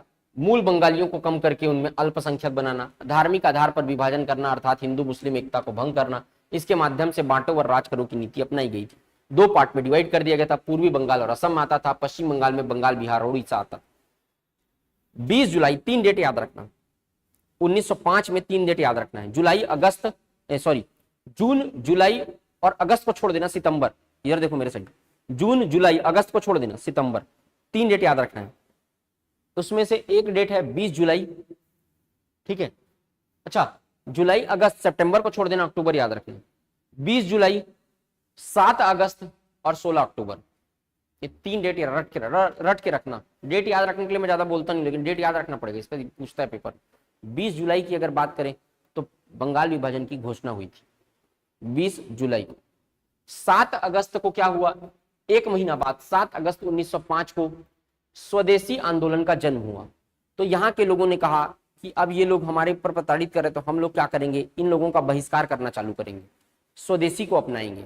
मतलब हमारे देश में जो चीजें बनी हुई हैं उनको हम अपनाएंगे, अंग्रेजी चीजों का बहिष्कार करेंगे ताकि इनको आर्थिक तौर पे क्या पहुंचे, चोट पहुंचे। जैसे हम लोग बोलते हैं ना, इंडिया चाइना जैसे ही बॉर्डर पे तनाव बढ़ता है तो क्या बोलते हैं, चाइना की चीजों का बहिष्कार करो, तो वो लोग को क्या पड़ेगा, फाइनेंशियली आर्थिक चोट पहुंचेगा, ऐसा बोलते हैं ना।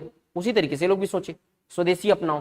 तो स्वदेशी आंदोलन की शुरुआत कलकत्ता के टाउन हॉल से हुई थी 1905 में, 7 अगस्त 1905 को, समझ में।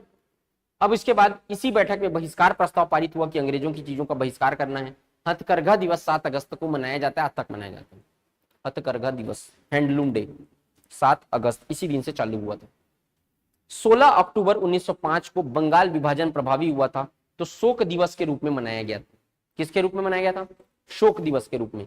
देखो 16 अगस्त को इन्होंने क्या किया, बंगाल विभाजन प्रभावी हुआ तो इनको समझ में आ गया था कि ये लोग हिंदू मुस्लिम एकता में फूट डालना चाहते हैं, इसीलिए यहाँ के लोगों ने रक्षाबंधन की परंपरा चलाई, राखी बांधने की। पहली बार भारत में राखी बांधने की शुरुआत इसी समय से हुई थी। एक दूसरे को राखी बांधा, एक बंधुत्व का संकेत देने के रूप में, समझ में। तो यहां पर राखी बांधा, एक दूसरे को, रक्षाबंधन की शुरुआत हुई, राखी एक दूसरे को बांधना चालू किया भ्रातृत्व के भावना के फलस्वरूप, है ना। हाँ, कांग्रेस के 1905 के बनारस अधिवेशन में, जिसकी अध्यक्षता गोपाल कृष्ण गोखले कर रहे थे, स्वदेशी तथा बहिष्कार आंदोलन पारित किया गया।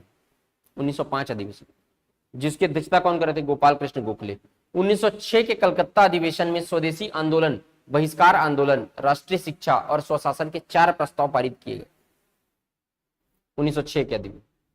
प्रतिक्रियाएं क्या हुई, रक्षाबंधन की शुरुआत हुई और अमार सोनार बांग्ला व वंदे मातरम गाए गए।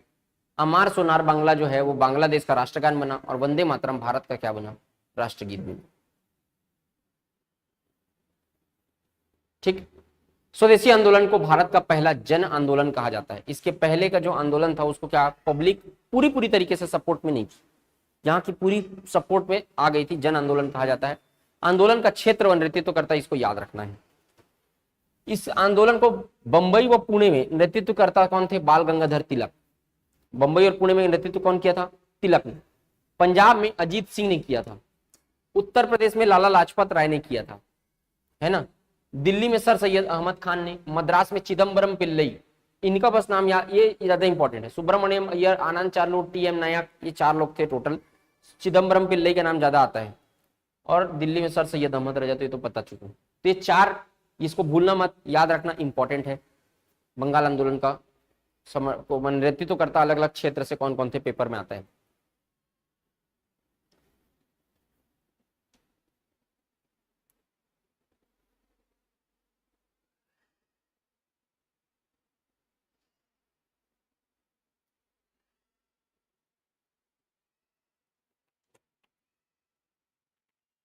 देखिए मैडम, सबका याद रखने का जरूरत नहीं है, वायसराय, गवर्नर। आपको ना यहाँ पर चलते चलते धीरे धीरे 1947 के आते आते तक जो जो इंपॉर्टेंट गवर्नर का नाम याद रखना है या वायसराय का, वो गवर्नर जनरल है, वो मैं बता दूंगा यहाँ पे चलते चलते, तो उतना याद रखो। अभी आप अगर पूरा पढ़ना चाहते हो तो मैं पूरे का बता सकता हूँ, लेकिन फिर वो बहुत ज्यादा लेंदी हो जाएगा आप लोग के लिए। इतने सारे गवर्नर जनरल और वायसराय, सबका नाम लाइन से याद रखोगे, याद आएगा कि नहीं आएगा वहां पे कोई ठिकाना नहीं है। तो अभी के एग्जाम के लिए ना मैं जो जो इंपॉर्टेंट बताते जा रहा हूँ वो गवर्नर का नाम याद रखना। किस तरीके का सवाल इसमें आता है वो मैं बताते चलूंगा, जैसे अभी बताया हूँ। सारे गवर्नर जनरल का नाम याद रखने का कोशिश करोगे तो फिर बहुत सारे हैं अभी फिलहाल के लिए, ठीक है। तो बहुत सारा चीज है आपके पास पढ़ने के लिए, अभी उसको ध्यान मत दो, मैं आपको बताते चल रहा हूँ। इंपॉर्टेंट जो गवर्नर है उनका नाम याद रखना। विभाजन पर टिप्पणी, गोपाल कृष्ण गोखले ने क्या कहा कि यह एक निर्मम भूल है, बंगाल को विभाजन करने का जो भूल है। सुरेंद्र नाथ बनर्जी ने कहा यह निर्णय हमारे ऊपर वज्र की तरह गिरा। ये दोनों स्टेटमेंट इंपॉर्टेंट है, पूछता है। स्वदेशी आंदोलन के प्रचार प्रसार करने के लिए एक अंग्रेज अधिकारी वैलेंटाइन शिरोल ने तिलक को राष्ट्रीय भारतीय अशांति का जनक कहा था। और भारतीय अशांति का जनक किसको बोला जाता था, किसको बोला जाता था, दयानंद सरस्वती के जो वो था भारतीय शांति का जनक बोला गया था ना उनको भी। तो वेलेंटाइन शिरोल ने कहा था उनको भारतीय शांति का जनक, ये इनको भी बोला था। दोनों में से एक ही ऑप्शन में आएगा।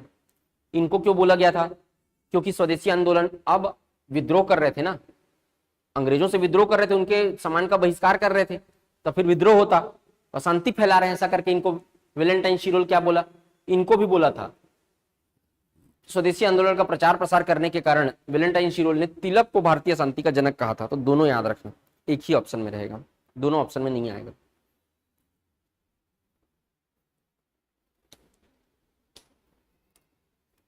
पहली बार महिलाओं ने भागीदारी दिखाई, इसके अलावा युवाओं ने भी महत्वपूर्ण भूमिका निभाई, महिलाओं ने भी भागीदारी निभाई इसमें। यह आंदोलन किसानों और मुस्लिमों की भागीदारी, किसान और मुस्लिम भाग नहीं दिए थे 1905 में। 1905 का जो अधिवेशन हुआ था उसमें किसान और मुस्लिम क्या पार्टिसिपेट नहीं किए थे, याद रखना। स्वदेशी बांधव समिति की स्थापना अश्विनी कुमार दत्त ने इसी के दौरान की थी। सरकारी प्रतिक्रिया का प्रेस की स्वतंत्रता को समाप्त कर दिया गया। उसके बाद सार्वजनिक सभाओं पर प्रतिबंध लगा दिया गया, छात्रों ने में कार्यवाही किया गया। जैसे देखो आज की डेट में आंदोलन होता तो क्या लाठीचार्ज कर देते हैं, संगठन को बैन कर देते हैं, FIR हो जाता है, वही सब इस समय भी हुआ था। कूटनीति से मुस्लिम सांप्रदायिकता को बढ़ावा व मुस्लिम लीग की स्थापना से सहयोग में योगदान दिया गया। इस समय इन्होंने क्या किया, मुस्लिम लीग की स्थापना कर दी कि भाई बाकी लोग अपने सवाल उठा रहे हैं, अपना उठा रहे हैं, तो मुस्लिम लीग ने भी क्या किया, अपने कौम की सवाल को उठाया, मतलब अपने कौम की आवाज को उठाया। मुस्लिमों की आवाज को उठाने के लिए 1906 में मुस्लिम लीग की स्थापना को स्वीकृति प्रदान कर दी अंग्रेजों ने। ठीक है, 1911 में हार्डिंग ने विभाजन को रद्द कर दिया। तो पेपर में इंपॉर्टेंट है, याद रखना विभाजन कब रद्द हुआ था, 1911 में विभाजन रद्द हुआ था। स्वदेशी आंदोलन के प्रमुख नेता सुरेंद्रनाथ बनर्जी को माना जाता है। स्वदेशी आंदोलन के प्रमुख नेता सुरेंद्रनाथ बनर्जी, ये जो इंपॉर्टेंट लिखा हूं, ये पेपर में आया हुआ सवाल है, याद रखेंगे। स्वदेशी आंदोलन कहां पर वंदे मातरम आंदोलन के नाम से जाना जाता था? आंध्र प्रदेश में इसको वंदे मातरम आंदोलन कहा जाता है ना। चलो, तो ये हो गया आपका स्वदेशी आंदोलन और बंगाल विभाजन। इसके बाद आएगा क्या, मुस्लिम लीग। हाँ चलो, मुस्लिम लीग। मुस्लिम लीग की स्थापना क्यों हुई थी अभी बताया आपको। मुस्लिमों ने भी कहा अंग्रेजों से जाके, भैया हमारे लिए भी, हमारे ये कांग्रेस वाले लोग तो पूरा भारत का आवाज उठाते हैं, तो हमको हमारी समुदाय का आवाज उठाएंगे हम लोग। अभी तो आप देखोगे कई सारे संगठन हैं, हिंदू धर्म में ही 50 संगठन मिल जाएंगे आप, अलग अलग लोगों के। जैन ग्रुप का अलग संगठन है, साहू का अलग संगठन है, सबका अलग अलग संगठन है। वैसे ये लोग बोले हमारा भी संगठन होना चाहिए, तो अंग्रेजों ने सोचा कि अच्छा है, और ज्यादा फूट डलेगा, सबका अलग अपना अपना संगठन हो जाएगा, आपस में लड़ते मरते रहेंगे, इनको भी परमिशन दो। तो मुस्लिम लीग को क्या किया, उन्होंने स्थापना करने की परमिशन दे दी 1906 में। यहाँ पर ढाका बांग्लादेश में मुस्लिम लीग की स्थापना हुई थी। इसके संस्थापक थे आगा खां, ढाका के नवाब सलीमुल्लाह खान और मोहसिन उल मुल्क। ये तीनों कौन थे, संस्थापक थे। इसमें से भी महत्वपूर्ण है आगा खां, सबसे ज्यादा। सलीमुल्लाह खां को इसका वास्तविक संस्थापक माना जाता है, जबकि आगा खान प्रथम अध्यक्ष चुने गए थे। अच्छा याद रखना, वास्तविक संस्थापक अगर पूछेगा, वास्तविक संस्थापक तो सलीमुल्लाह खान है। आगा खां को प्रथम अध्यक्ष, आगा खां, सलीमुल्लाह खान, मोहसिन उल मुल्क, 3 लोग शामिल थे कहां पर, संस्थापक। लेकिन वास्तविक रूप से अगर तीनों का नाम अगर दिया है आपको, अगर मान लो जाए तीनों का नाम आया या वास्तविक संस्थापक पूछ रहा है, तो सलीमुल्लाह खान वास्तविक संस्थापक थे और आगा खां इसके पहले अध्यक्ष थे। ठीक है, समझ जाओगे। वास्तविक संस्थापक कौन था, सलीमुल्लाह खान। पहले अध्यक्ष कौन थे, आगा खां। लेकिन अगर कहीं तीनों का नाम आया है तो ध्यान रखना इसमें कैसे कैसे प्रायोरिटी है। उद्देश्य क्या था, ब्रिटिश सरकार के प्रति निष्ठा प्रकट करना, ब्रिटिश सरकार को बताना कि हम लोग आपका साथ है, आपके साथ ही हैं, ये सोच। ठीक है, मुस्लिमों के राजनीतिक अधिकारों की रक्षा करना भी संगठन का उद्देश्य था। इसके अधिवेशन को पेपर में पूछता है। पहला अधिवेशन हुआ था ढाका में 1906 में, जब इसकी स्थापना हुई। दूसरा अधिवेशन हुआ था कराची में, और तीसरा अधिवेशन हुआ था अमृतसर अधिवेशन 1908 में। मुश्ताक अली इसकी अध्यक्षता कर रहे थे, और इसी अधिवेशन में मुस्लिम लीग ने पृथक निर्वाचन प्रणाली की मांग की, इसलिए ये अधिवेशन को पूछता है। 1908 में तीसरा अधिवेशन हुआ, पृथक निर्वाचन प्रणाली। ये टर्मिनोलॉजी आपको लास्ट तक सुनाई देगा। ये पृथक निर्वाचन प्रणाली भारत के विभाजन का कारण बनी थी आगे जाके, पृथक निर्वाचन प्रणाली। देखो क्या होता है, अब तक क्या था, चुनाव में आरक्षण है, आरक्षण मिलेगा, आगे मिलेगा आरक्षण, लेकिन पृथक निर्वाचन प्रणाली का मतलब उसमें निर्वाचन प्रणाली कैसी होती है, सामूहिक निर्वाचन प्रणाली, मतलब सारे लोग सारे लोगों को वोट दे सकते हैं। तो जो कैंडिडेट खड़ा होगा वो सारे लोगों के प्रति, सब धर्म के पास जाएगा, वोट मांगना है ना उसको, सभी धर्म के प्रति सामने हाथ जोड़ेगा, उसको धार्मिक रूप से विभाजन वो नहीं करेगा, सबके सबसे मतलब रहेगा, काम करेगा तो सबके लिए अच्छा करे, सबका वोट मिलेगा ना, तो सबके लिए अच्छा काम करेगा वो, किसी एक धर्म के लिए अच्छा काम नहीं करेगा। सामूहिक निर्वाचन प्रणाली में, पृथक निर्वाचन प्रणाली में क्या होता है, यह क्षेत्र में पृथक निर्वाचन प्रणाली मतलब मुस्लिम लोग केवल मुस्लिमों को वोट देंगे, कैंडिडेट भी उनका मुस्लिम होगा, वोट भी केवल मुस्लिम ही दे सकते हैं उसको, तो वो मुस्लिम काम किसके लिए करेगा, हिंदुओं को पीटेगा, पीटेगा मतलब वो लोग के लिए काम ही नहीं करेगा कुछ वो क्षेत्र में, जिससे वोट मिलेगा उसके लिए काम करेगा। इससे क्या होगा, फूट डलेगा, आपसी सद्भावना की जो भावना है वो ढेस पहुंचता है इससे।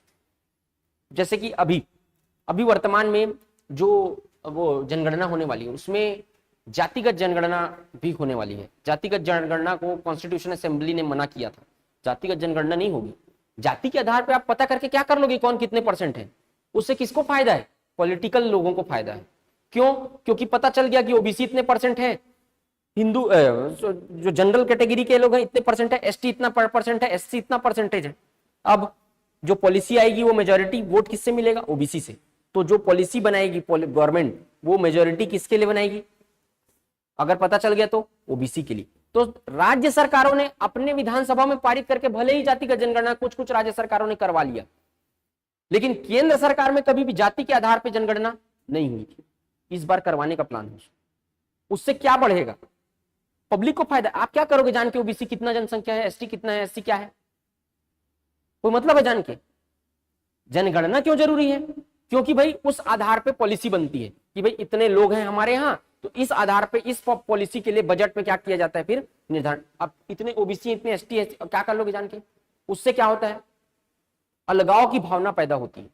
इसलिए कॉन्स्टिट्यूशन असेंबली में बोला गया था कि जाति के आधार पर आंकड़ा नहीं करेंगे, पब्लिश नहीं किया जाएगा। आपको जनगणना करना है आप करो, जाति के आधार पर गणना नहीं होगी। लेकिन अब उसको जाति के आधार पर भी जनगणना करवाया जा रहा है। तो उसी तरीके से क्या था, ये पृथक निर्वाचन प्रणाली था। ये जाति का डाटा कहीं आया तो फिर दिमाग घूम जाता है। तो इन लोगों ने क्या करते थे, ये लोग मांग करते थे कि भाई हमारे लोग हैं, हम ही लोग खड़ा करेंगे कैंडिडेट और हम ही लोग उसको वोट देंगे। इससे क्या होगा, अलगाव की भावना पैदा होती। बाद में यही भारत के विभाजन का कारण बनी। अब इसके बाद यहां पर कौन कैंडिडेट खड़ा होगा, मुस्लिम कैंडिडेट, मतलब पृथक निर्वाचन प्रणाली। एक एग्जांपल बता रहा हूं, अगर हो जाए कैंडिडेट कौन, मुस्लिम, वोट देने वाले कौन, मुस्लिम, तो लास्ट तक ये अलग रहा है। दुनिया जहां से इसको कोई मतलब नहीं है, तो आखिरी में जा क्या करेगा, यही अलग क्षेत्र मांगेगा। भाई देश में नहीं शामिल होंगे, अपना देश बनाएंगे बोल देंगे लोग, फिर वही लड़ते रहो। तो ये दूर की सोच वाले इसको समझ जाते थे। बहुत विरोध हुआ, बाद में करना पड़ा। वही क्षेत्र आगे जाके क्या बना, पाकिस्तान में। तो ये समझना इसको, समझ में। चलो, बाद में 1909 में आया था ना, ये 1909 है ना, ये सुधार है ना इसको नोट्स में, ये 1909 है, इसको सुधार के पढ़ना। मार्ले मिंटो सुधार में बाद में मान लिया गया था उसको। 1907 तो मुस्लिम लीग समझ में आ गया। उसमें क्या क्या याद रखना है, तीसरा अधिवेशन सबसे ज्यादा इंपॉर्टेंट है, जहां पे वो लोग मांग किए थे पृथक निर्वाचन प्रणाली के। वो कहां हुआ था वो पूछते हैं। चलो, सूरत विभाजन। सूरत विभाजन का कारण था, ये लोग उग्रवादी दो धाराओं में बट चुके थे। एक उग्रवादी लोग थे, 1885 से लेकर 1905 तक का सिनेरियो समझना, 1905-6 तक।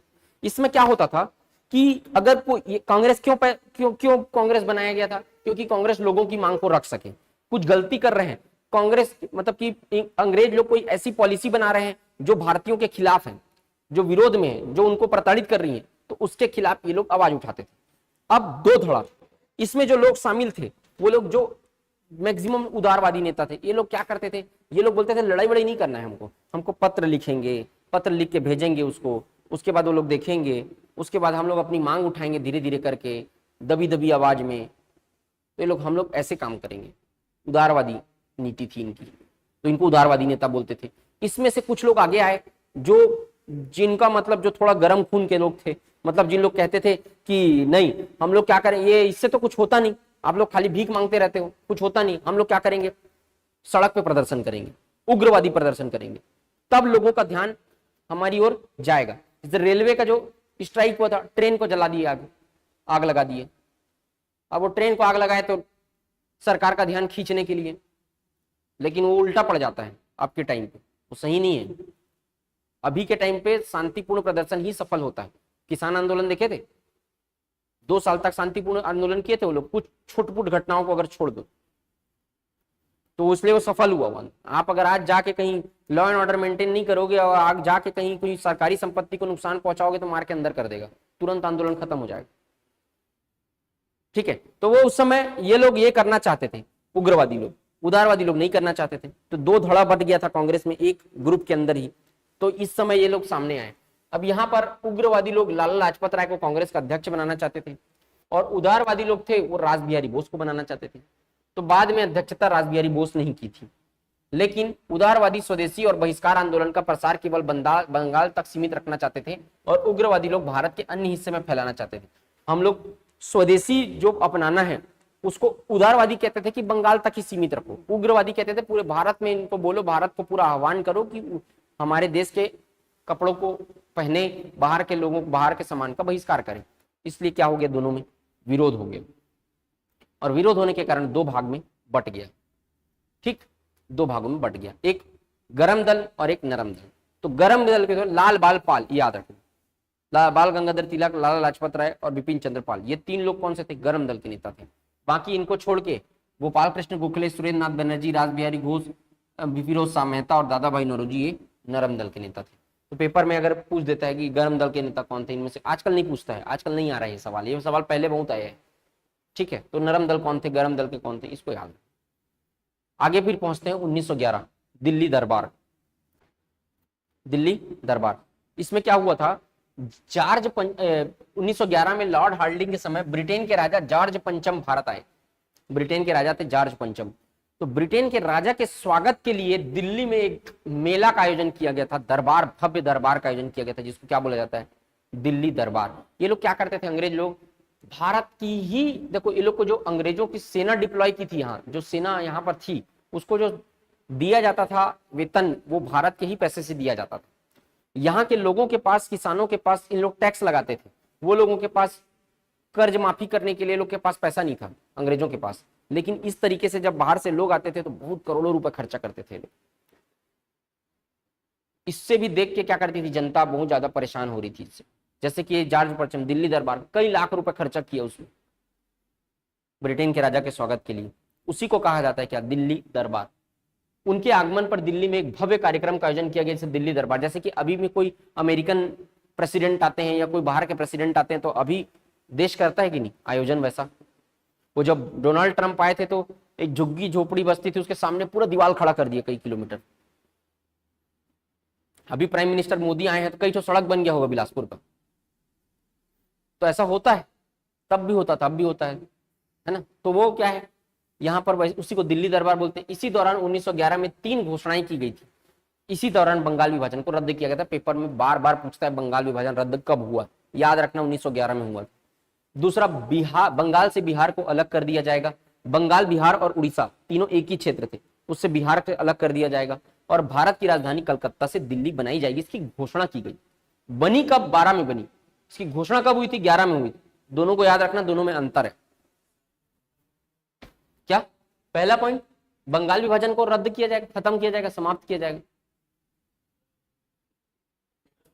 हाँ, रद्द हो गया, ठीक है। और 3 घोषणाओं को 1 जनवरी 1912 को लागू कर दिया गया। तो दिल्ली से कलकत्ता से दिल्ली राजधानी कब स्थानांतरित की गई, कब स्थानांतरित की गई, 1912, 11 में नहीं, 11 भी ऑप्शन में रहेगा, 1912 में किया गया। घोषणा 1911 में हुई थी। 1912 दिल्ली षड्यंत्र केस, दिल्ली षड्यंत्र केस ये 1912 में हुआ था, दिल्ली कॉन्स्पिरेशन। देखो इसमें क्या हुआ था, दिल्ली षड्यंत्र केस में यहां पर 23 दिसंबर 1912 को वायसराय थे उस समय कौन, हार्डिंग, अपनी पत्नी और अपने बच्चों के साथ क्या कर रहे थे, दिल्ली में प्रवेश कर रहे थे। अपने परिवार में के साथ समारोह में भाग लेने के लिए दिल्ली में प्रवेश कर रहे थे। उसी समय रास बिहारी बोस ने क्या किया, बम फेंक दिया उनके ऊपर। 3-4 लोग मिले, मास्टर अमीर चंद और 3-4 लोग थे, उन्होंने क्या किया, प्रवेश कर रहा था, बम फेंक दिया उसके ऊपर। वो बम फटा नहीं, लेकिन पता तो चल गया था कि बम फेंके हैं करके, तो उनको क्या कर दिया गया, उस समय चंडी चौक में उनके जुलूस में बम फेंका गया, जिसमें हार्डिंग क्या हुआ था, घायल हो गए थे। हार्डिंग मतलब पूरा अच्छे तरीके से वो बम फट नहीं पाया था, है ना, वो घायल हो गए थे। अब घायल हो गए थे, इसके कारण इसमें शामिल कौन थे, रास बिहारी बोस, सचिंद्र सान्याल के नेतृत्व में बसंत विश्वास, अमीर चंद, अवध बिहारी लाल और बाल मुकुंद, इन सब लोगों ने मिलकर, है ना, इन पर दिल्ली षड्यंत्र केस चलाया गया और उनको फांसी दे दी गई। उस समय लोग भग गए थे, लेकिन बाद में पकड़ के इनको क्या दे दिए, फांसी दे दी। इसी को क्या कहा जाता है, दिल्ली षड्यंत्र केस कहा जाता है। उस समय वायसराय कौन थे, हार्डिंग। ठीक है, चलो अब क्रांतिकारी घटना। तो क्रांतिकारी आंदोलन का 2 चरण में क्रांतिकारी आंदोलन होता है। एक 1897 से चालू होता है, जो लगभग 1910 1912 के आसपास, 1911-12 के आसपास, है ना, क्रांतिकारी आंदोलन का प्रथम चरण। और दूसरा चरण चालू होता है जो 20 से 30 के बीच रहता है, उसको दूसरा चरण बोलते हैं, सेकेंड टेन्यूर। तो क्रांतिकारी आंदोलन का मतलब क्या हुआ, क्रांतिकारी आंदोलन का मतलब कि अनुनय विनय से नहीं, विद्रोह को व्यापक रूप से करके, मतलब कुछ धमाका करके आंदोलन करना, क्रांतिकारी। क्या अनुनय विनय मतलब, अनुनय विनय मतलब याचना, मतलब कि रिक्वेस्ट करके, है ना, तो वो एक अलग चीज था। तो ये लोग क्रांतिकारी आंदोलनों के माध्यम से लोगों को जगाया करते थे, है ना। तो देखो, क्रांतिकारी आंदोलन 2 क्षेत्र में हुआ, एक भारत में भी हुआ था, विदेश में भी हुआ था। तो विदेश में भी तो भारतीय लोग ही क्रांतिकारी आंदोलन छेड़े थे, जैसे कि गदर पार्टी सैन फ्रांसिस्को में रखा गया था न्यू, वैसी मैडम भीखाजी कामा वो बाहर में सक्रिय थी। तो यहां से जो लोग विदेश में रहते थे, वो लोग विदेश में जो भारतीय रहते थे, उनके मन में जो क्रांतिकारी भावना पैदा करने का काम करते थे, तो उसको विदेशों में भी चल रहा था, भारत में भी चल रहा था, दोनों को देखते हैं। पहला, भारत में क्रांतिकारी आंदोलन 2 चरणों में हुआ। प्रथम और द्वितीय चरण। क्रांतिकारी आंदोलन का पहला चरण 1897 से स्टार्ट करते हैं। सिर्फ क्रांतिकारी आंदोलन को पढ़ेंगे अभी तक। अब तो 1897 से स्टार्ट होता है, भारत में क्रांतिकारी आंदोलन की शुरुआत होती है। चापेकर बंधु कांड बोलते हैं, 1897 में हुआ था। दामोदर चापेकर और विष्णु चापेकर द्वारा, देखो उस समय प्लेग फैल गया था, उस समय महाराष्ट्र में ये स्टार्ट हुआ था। उस समय क्या किया गया था, प्लेग फैल गया था, है ना। तो जनता चाहती थी कि अंग्रेज सरकार मदद करे जनता की, कुछ दवाइयां प्रॉपर समय पे पहुंचा दे, थोड़ा साफ सफाई का, पानी वानी थोड़ा ठीक से इंतजाम कर दे, लेकिन वो लोग नहीं कर रहे थे। तो इन्होंने परेशान होकर दामोदर चापेकर और विष्णु चापेकर ने, उस समय कमिश्नर बनाया गया था रैंड को और एमहर्स्ट को, ये दोनों को मारकर हत्या कर दी उसकी, दोनों की। काम धाम तो कर नहीं रहे हो, निकलो, दोनों की हत्या कर दी। तो इसके कारण से दोनों भाइयों को फांसी दे दिया गया था। पुणे में फ्लैग फैल जाने के कारण जनता में असंतोष था। 1899 में विनायक दामोदर सावरकर, वीडी सावरकर ने मित्र मेला सभा का गठन किया था। ये बहुत बार सवाल आया है, मित्र मेला सभा का गठन किसने किया था, विनायक दामोदर सावरकर ने 1899 में। 1904 में वीडी सावरकर ने अभिनव भारत नामक संस्था का गठन किया। अब इसी में मित्र मेला सभा को मर्ज कर दिया गया। ये 2 क्वेश्चन बहुत इंपॉर्टेंट है, सन भी याद रखना और कौन स्थापना किया था, वीडी सावरकर। मित्र मेला सभा और अभिनव भारत संस्था 1904 में, ये भी वीडी सावरकर ने ही किया था, उसको मर्ज कर दिया। सन को भी याद रखना। 21 दिसंबर 1909 में को इसी अभिनव भारत के एक सदस्य ने नासिक के मजिस्ट्रेट जैक्सन की हत्या कर दी। उसने क्या किया था, भारतीयों को फांसी पे चढ़ाया था, उसकी हत्या कर दी किसने, इसी के एक अभिनव भारत के एक सदस्य ने। क्रांतिकारी आंदोलन की शुरुआत महाराष्ट्र के बाल गंगाधर तिलक ने किया था। इन्होंने क्रांतिकारी युवाओं को एकजुट होने, राष्ट्रवाद की भावना भरने के लिए एक शस्त्र तथा शस्त्र की प्रशिक्षण देने के लिए 1893 में गणपति महोत्सव शुरुआत की थी। किसने किया था, बाल गंगाधर तिलक ने महाराष्ट्र में क्या किया था, गणपति महोत्सव की शुरुआत की थी। क्योंकि गणपति महोत्सव, एक महोत्सव का आयोजन किया जाएगा 9-10 दिन तक, तो क्या करेंगे लोग, एकजुट होंगे। अब जब वो पंडाल में आते थे लोग, तो उन्होंने उनमें क्रांतिकारी भावना को जगाने का प्रयास करते थे बाल गंगाधर तिलक। तो क्यों किए थे, क्या जरूरत था, तो भीड़ इकट्ठा करने की। आपकी आवाज तो तब सुनी जाएगी जब भीड़ होगी ना, तो उस भीड़ को इकट्ठा करने के लिए क्या करते थे वो, पहली बार उस समय से गणेशोत्सव चला रहे। 1893 में बाल गंगाधर तिलक ने शुरुआत की थी और 1895 में शिवाजी महोत्सव प्रारंभ किया उसी तरीके से। तो धर्म को एक शस्त्र के रूप में किसने प्रयोग किया, पेपर में सवाल आया है। बाल गंगाधर तिलक ने धर्म को धार्मिक प्रयोजन किए, धार्मिक आयोजन किए जिसके माध्यम से भीड़ इकट्ठा हुई और उसको शस्त्र, उस शस्त्र धर्म के शस्त्र का प्रयोग करके लोगों में क्रांति की भावना पैदा किया। तो धर्म को शस्त्र के रूप में पहली बार प्रयोग बाल गंगाधर तिलक ने किया। समझ में आया? चलो, इनका नारा था स्वराज मेरा जन्म सिद्ध अधिकार है और हम इसे लेकर रहेंगे। ठीक। अब ये तो हो गया महाराष्ट्र में क्रांतिकारी घटना। अब बंगाल पहुंचते हैं। बंगाल में 1902 में एक अनुशीलन समिति की स्थापना की गई थी। ठीक है,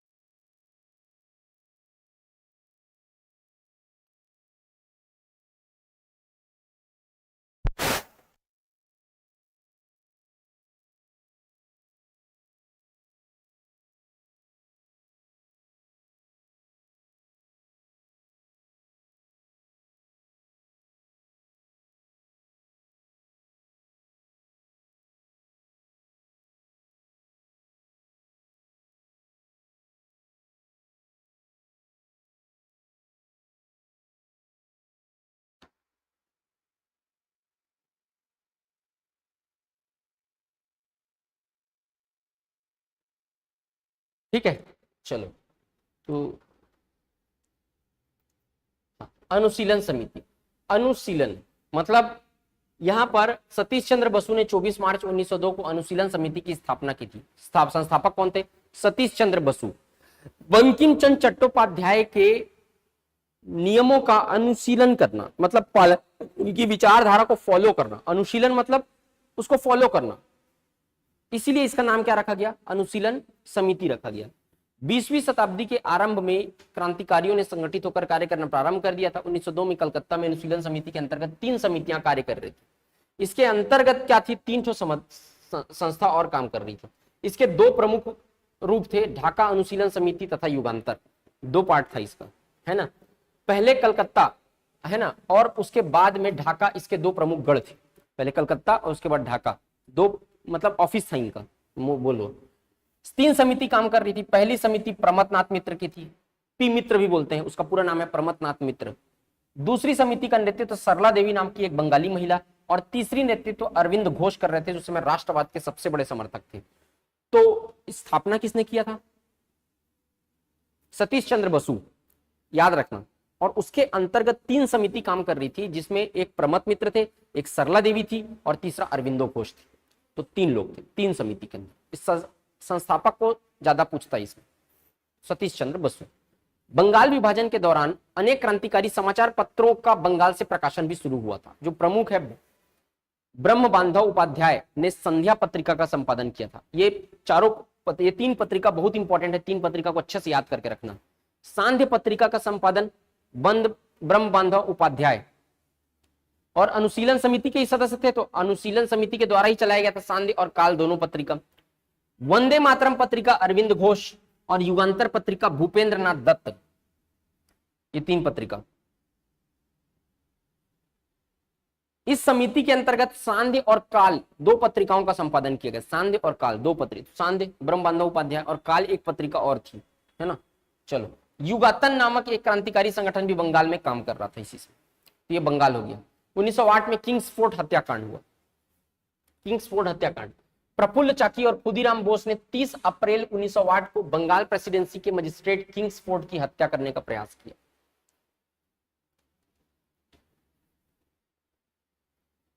ठीक है, किंग्सफोर्ड हत्याकांड, प्रफुल्ल चाकी और खुदीराम बोस ने 30 अप्रैल 1908 को बंगाल प्रेसिडेंसी के मजिस्ट्रेट किंग्सफोर्ड की हत्या करने का प्रयास किया, वहां के मजिस्ट्रेट की हत्या किया।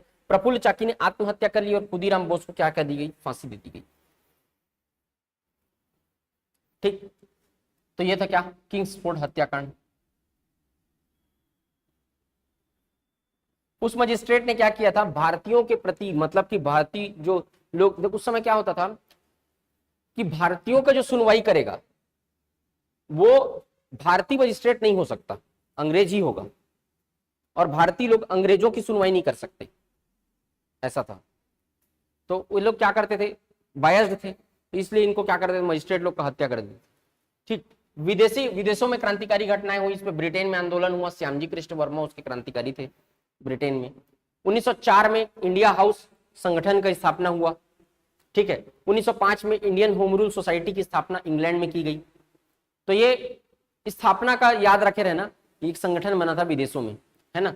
भारत से बाहर विदेशी धरती पर संस्थापित पहली क्रांतिकारी संस्था इंडियन होम रूल सोसाइटी थी, श्यामजी कृष्ण वर्मा उसके संस्थापक थे।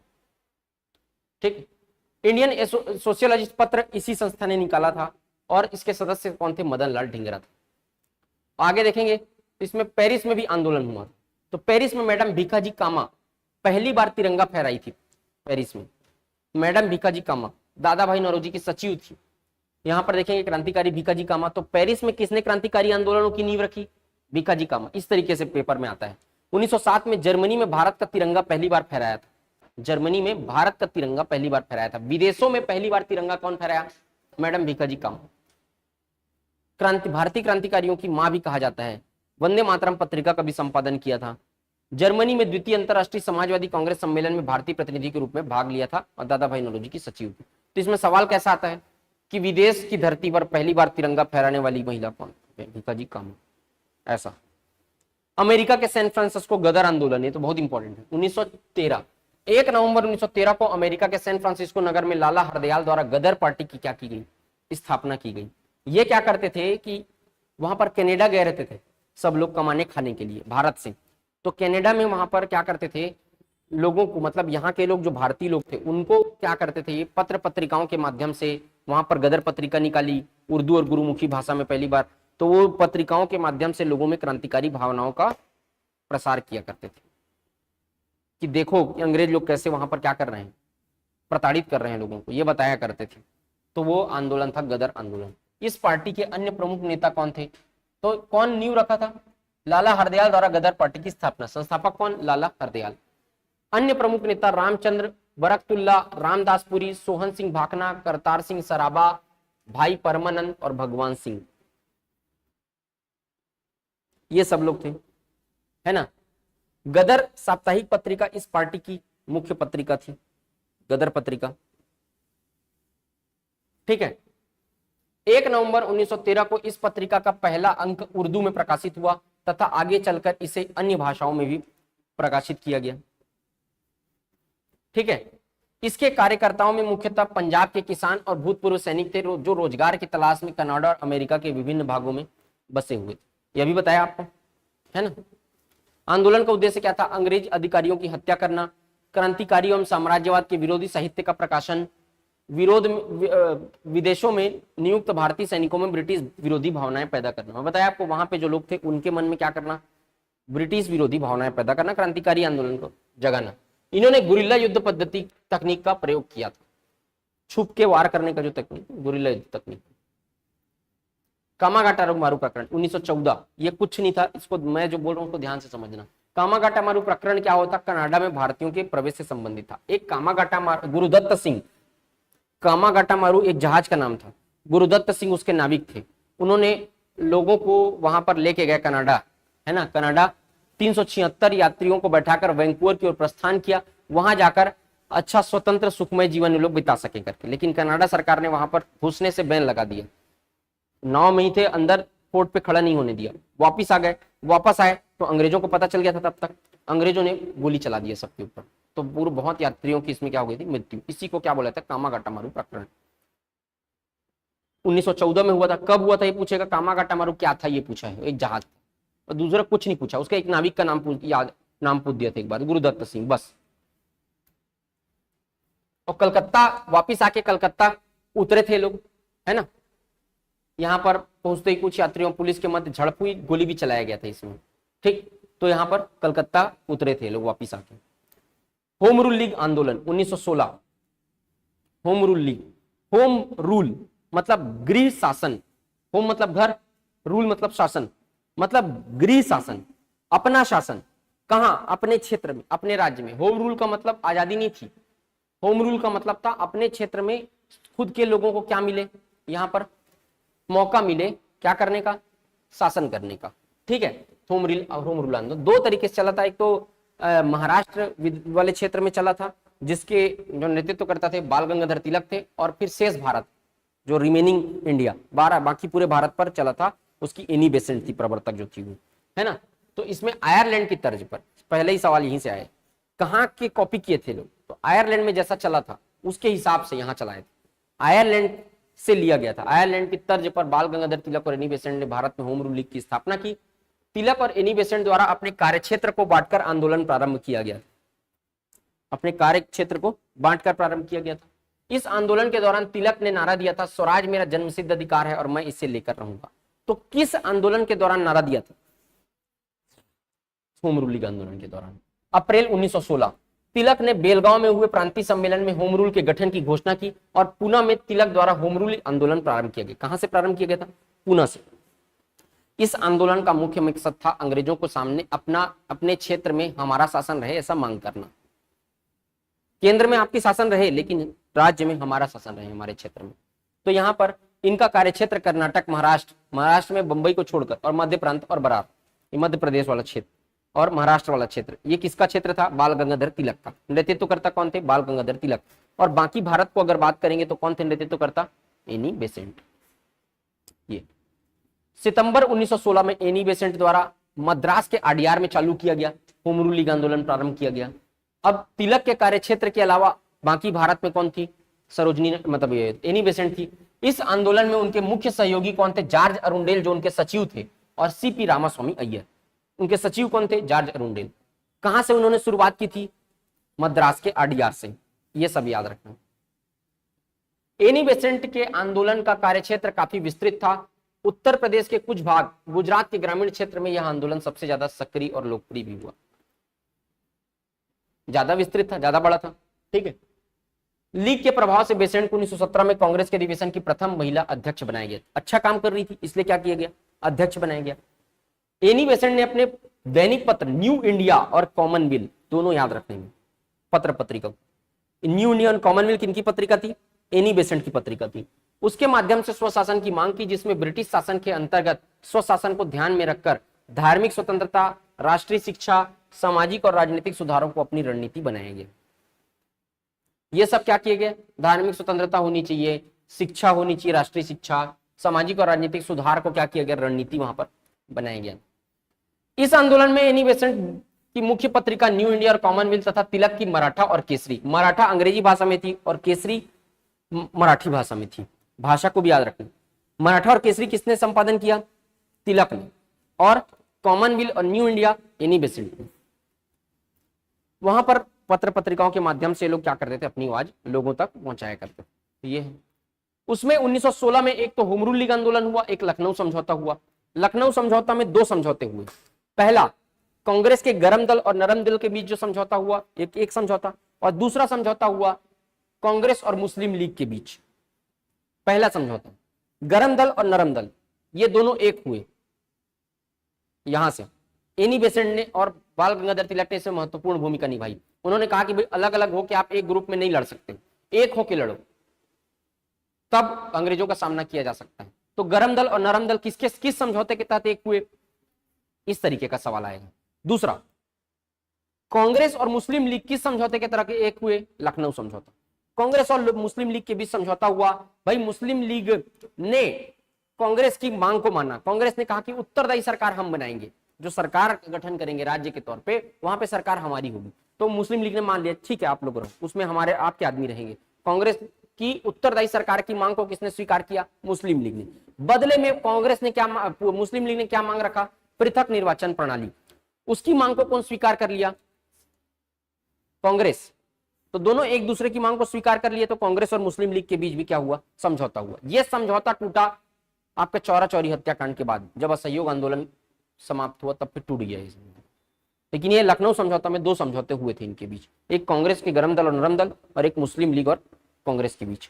तो कांग्रेस और मुस्लिम लीग, कांग्रेस ने ये बात मानी कि भाई कुछ क्षेत्र में कुछ सीट भी मुस्लिमों के लिए क्या किया जाएगा, रिजर्व किया जाए। तो ये दो समझौते इसमें हुए, यही सब लिखा हुआ है यहाँ, ये याद रखें। कांग्रेस उत्तरदायी सरकार, जो सरकार बनेगी उसमें कांग्रेस के लोग रहेंगे, ये कहा, ठीक है, उत्तरदायी सरकार। हाँ, उनको पृथक निर्वाचन प्रणाली चाहिए थी। तो 1916 में लखनऊ में कांग्रेस के वार्षिक अधिवेशन में अंबिका चरण मजूमदार ने इसकी अध्यक्षता की थी। अध्यक्षता वाला चार्ट एक बताया तो यही है। इस सम्मेलन में दो घटनाओं का महत्वपूर्ण रहा। उग्रवादियों ने 9 साल बाद कांग्रेस में पुनः वापसी की। 1907 में अलग हुए थे जिन लोग। दूसरा, कांग्रेस और मुस्लिम लीग के बीच समझौता हुआ जिसको लखनऊ समझौता। तो किसके तहत दोनों के बीच समझौता हुआ, इस तरीके का सवाल इसमें पूछा जाता है। दोनों क्या किए, सरकार पर दबाव डालेंगे एक साथ अब और अपनी बातों को मनवाने के लिए एक मत हुए और संयुक्त इस समझौता को लखनऊ समझौता या कांग्रेस लीग समझौता का नाम दिया गया। लखनऊ समझौता के क्या क्या प्रावधान थे? मुस्लिम लीग ने कांग्रेस की उत्तरदायी सरकार की मांग को स्वीकार किया। कांग्रेस ने पृथक निर्वाचन प्रणाली को स्वीकार किया। केंद्रीय तथा प्रांतीय व्यवस्थापिका में निर्वाचित भारतीयों का एक निश्चित भाग मुसलमानों के लिए रिजर्व किया जाएगा, बताया, रिजर्वेशन देंगे उनको। कांग्रेस और मुस्लिम लीग की यह निकटता असहयोग आंदोलन के स्थगित होने तक बनी रही और उसके बाद लखनऊ समझौता भंग हो गया। मदन मोहन मालवीय कांग्रेस और लीग के मध्य समझौते का विरोध कर रहे, ठीक। अब ये आ गया अगर राष्ट्रीय आंदोलन का अंतिम चरण 1919 से 1947। देखो 1885 से 1905 उदारवादियों का चरण, उग्रवादी और उदारवादी अलग हो गए, तो 5 से लेके 19 तक का क्या, उग्रवादियों का चरण, और उसके बाद गांधी युग। तो अब यहां से हम लोग पढ़ेंगे गांधी जी का आगमन वाला पोर्शन, ठीक है। तो यहां से फिर हम लोग कल से स्टार्ट करेंगे 1919 से। ये हार्डली अगर मैं लंबा लंबा क्लास लूंगा तो मैं एक्सपेक्ट कर रहा हूं कि 2 से 3 क्लास में मॉडर्न हिस्ट्री खत्म हो जाएगा, ठीक है। 1919 तक तो पहुंच गए हम लोग, है ना।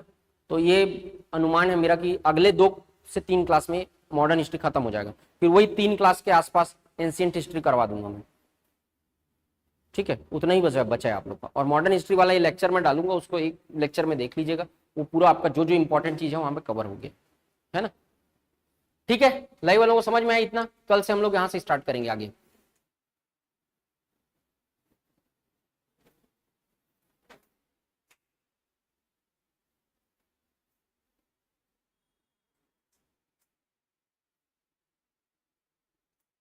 और नोट्स तो आप लोग को मिल ही गए हैं, है ना।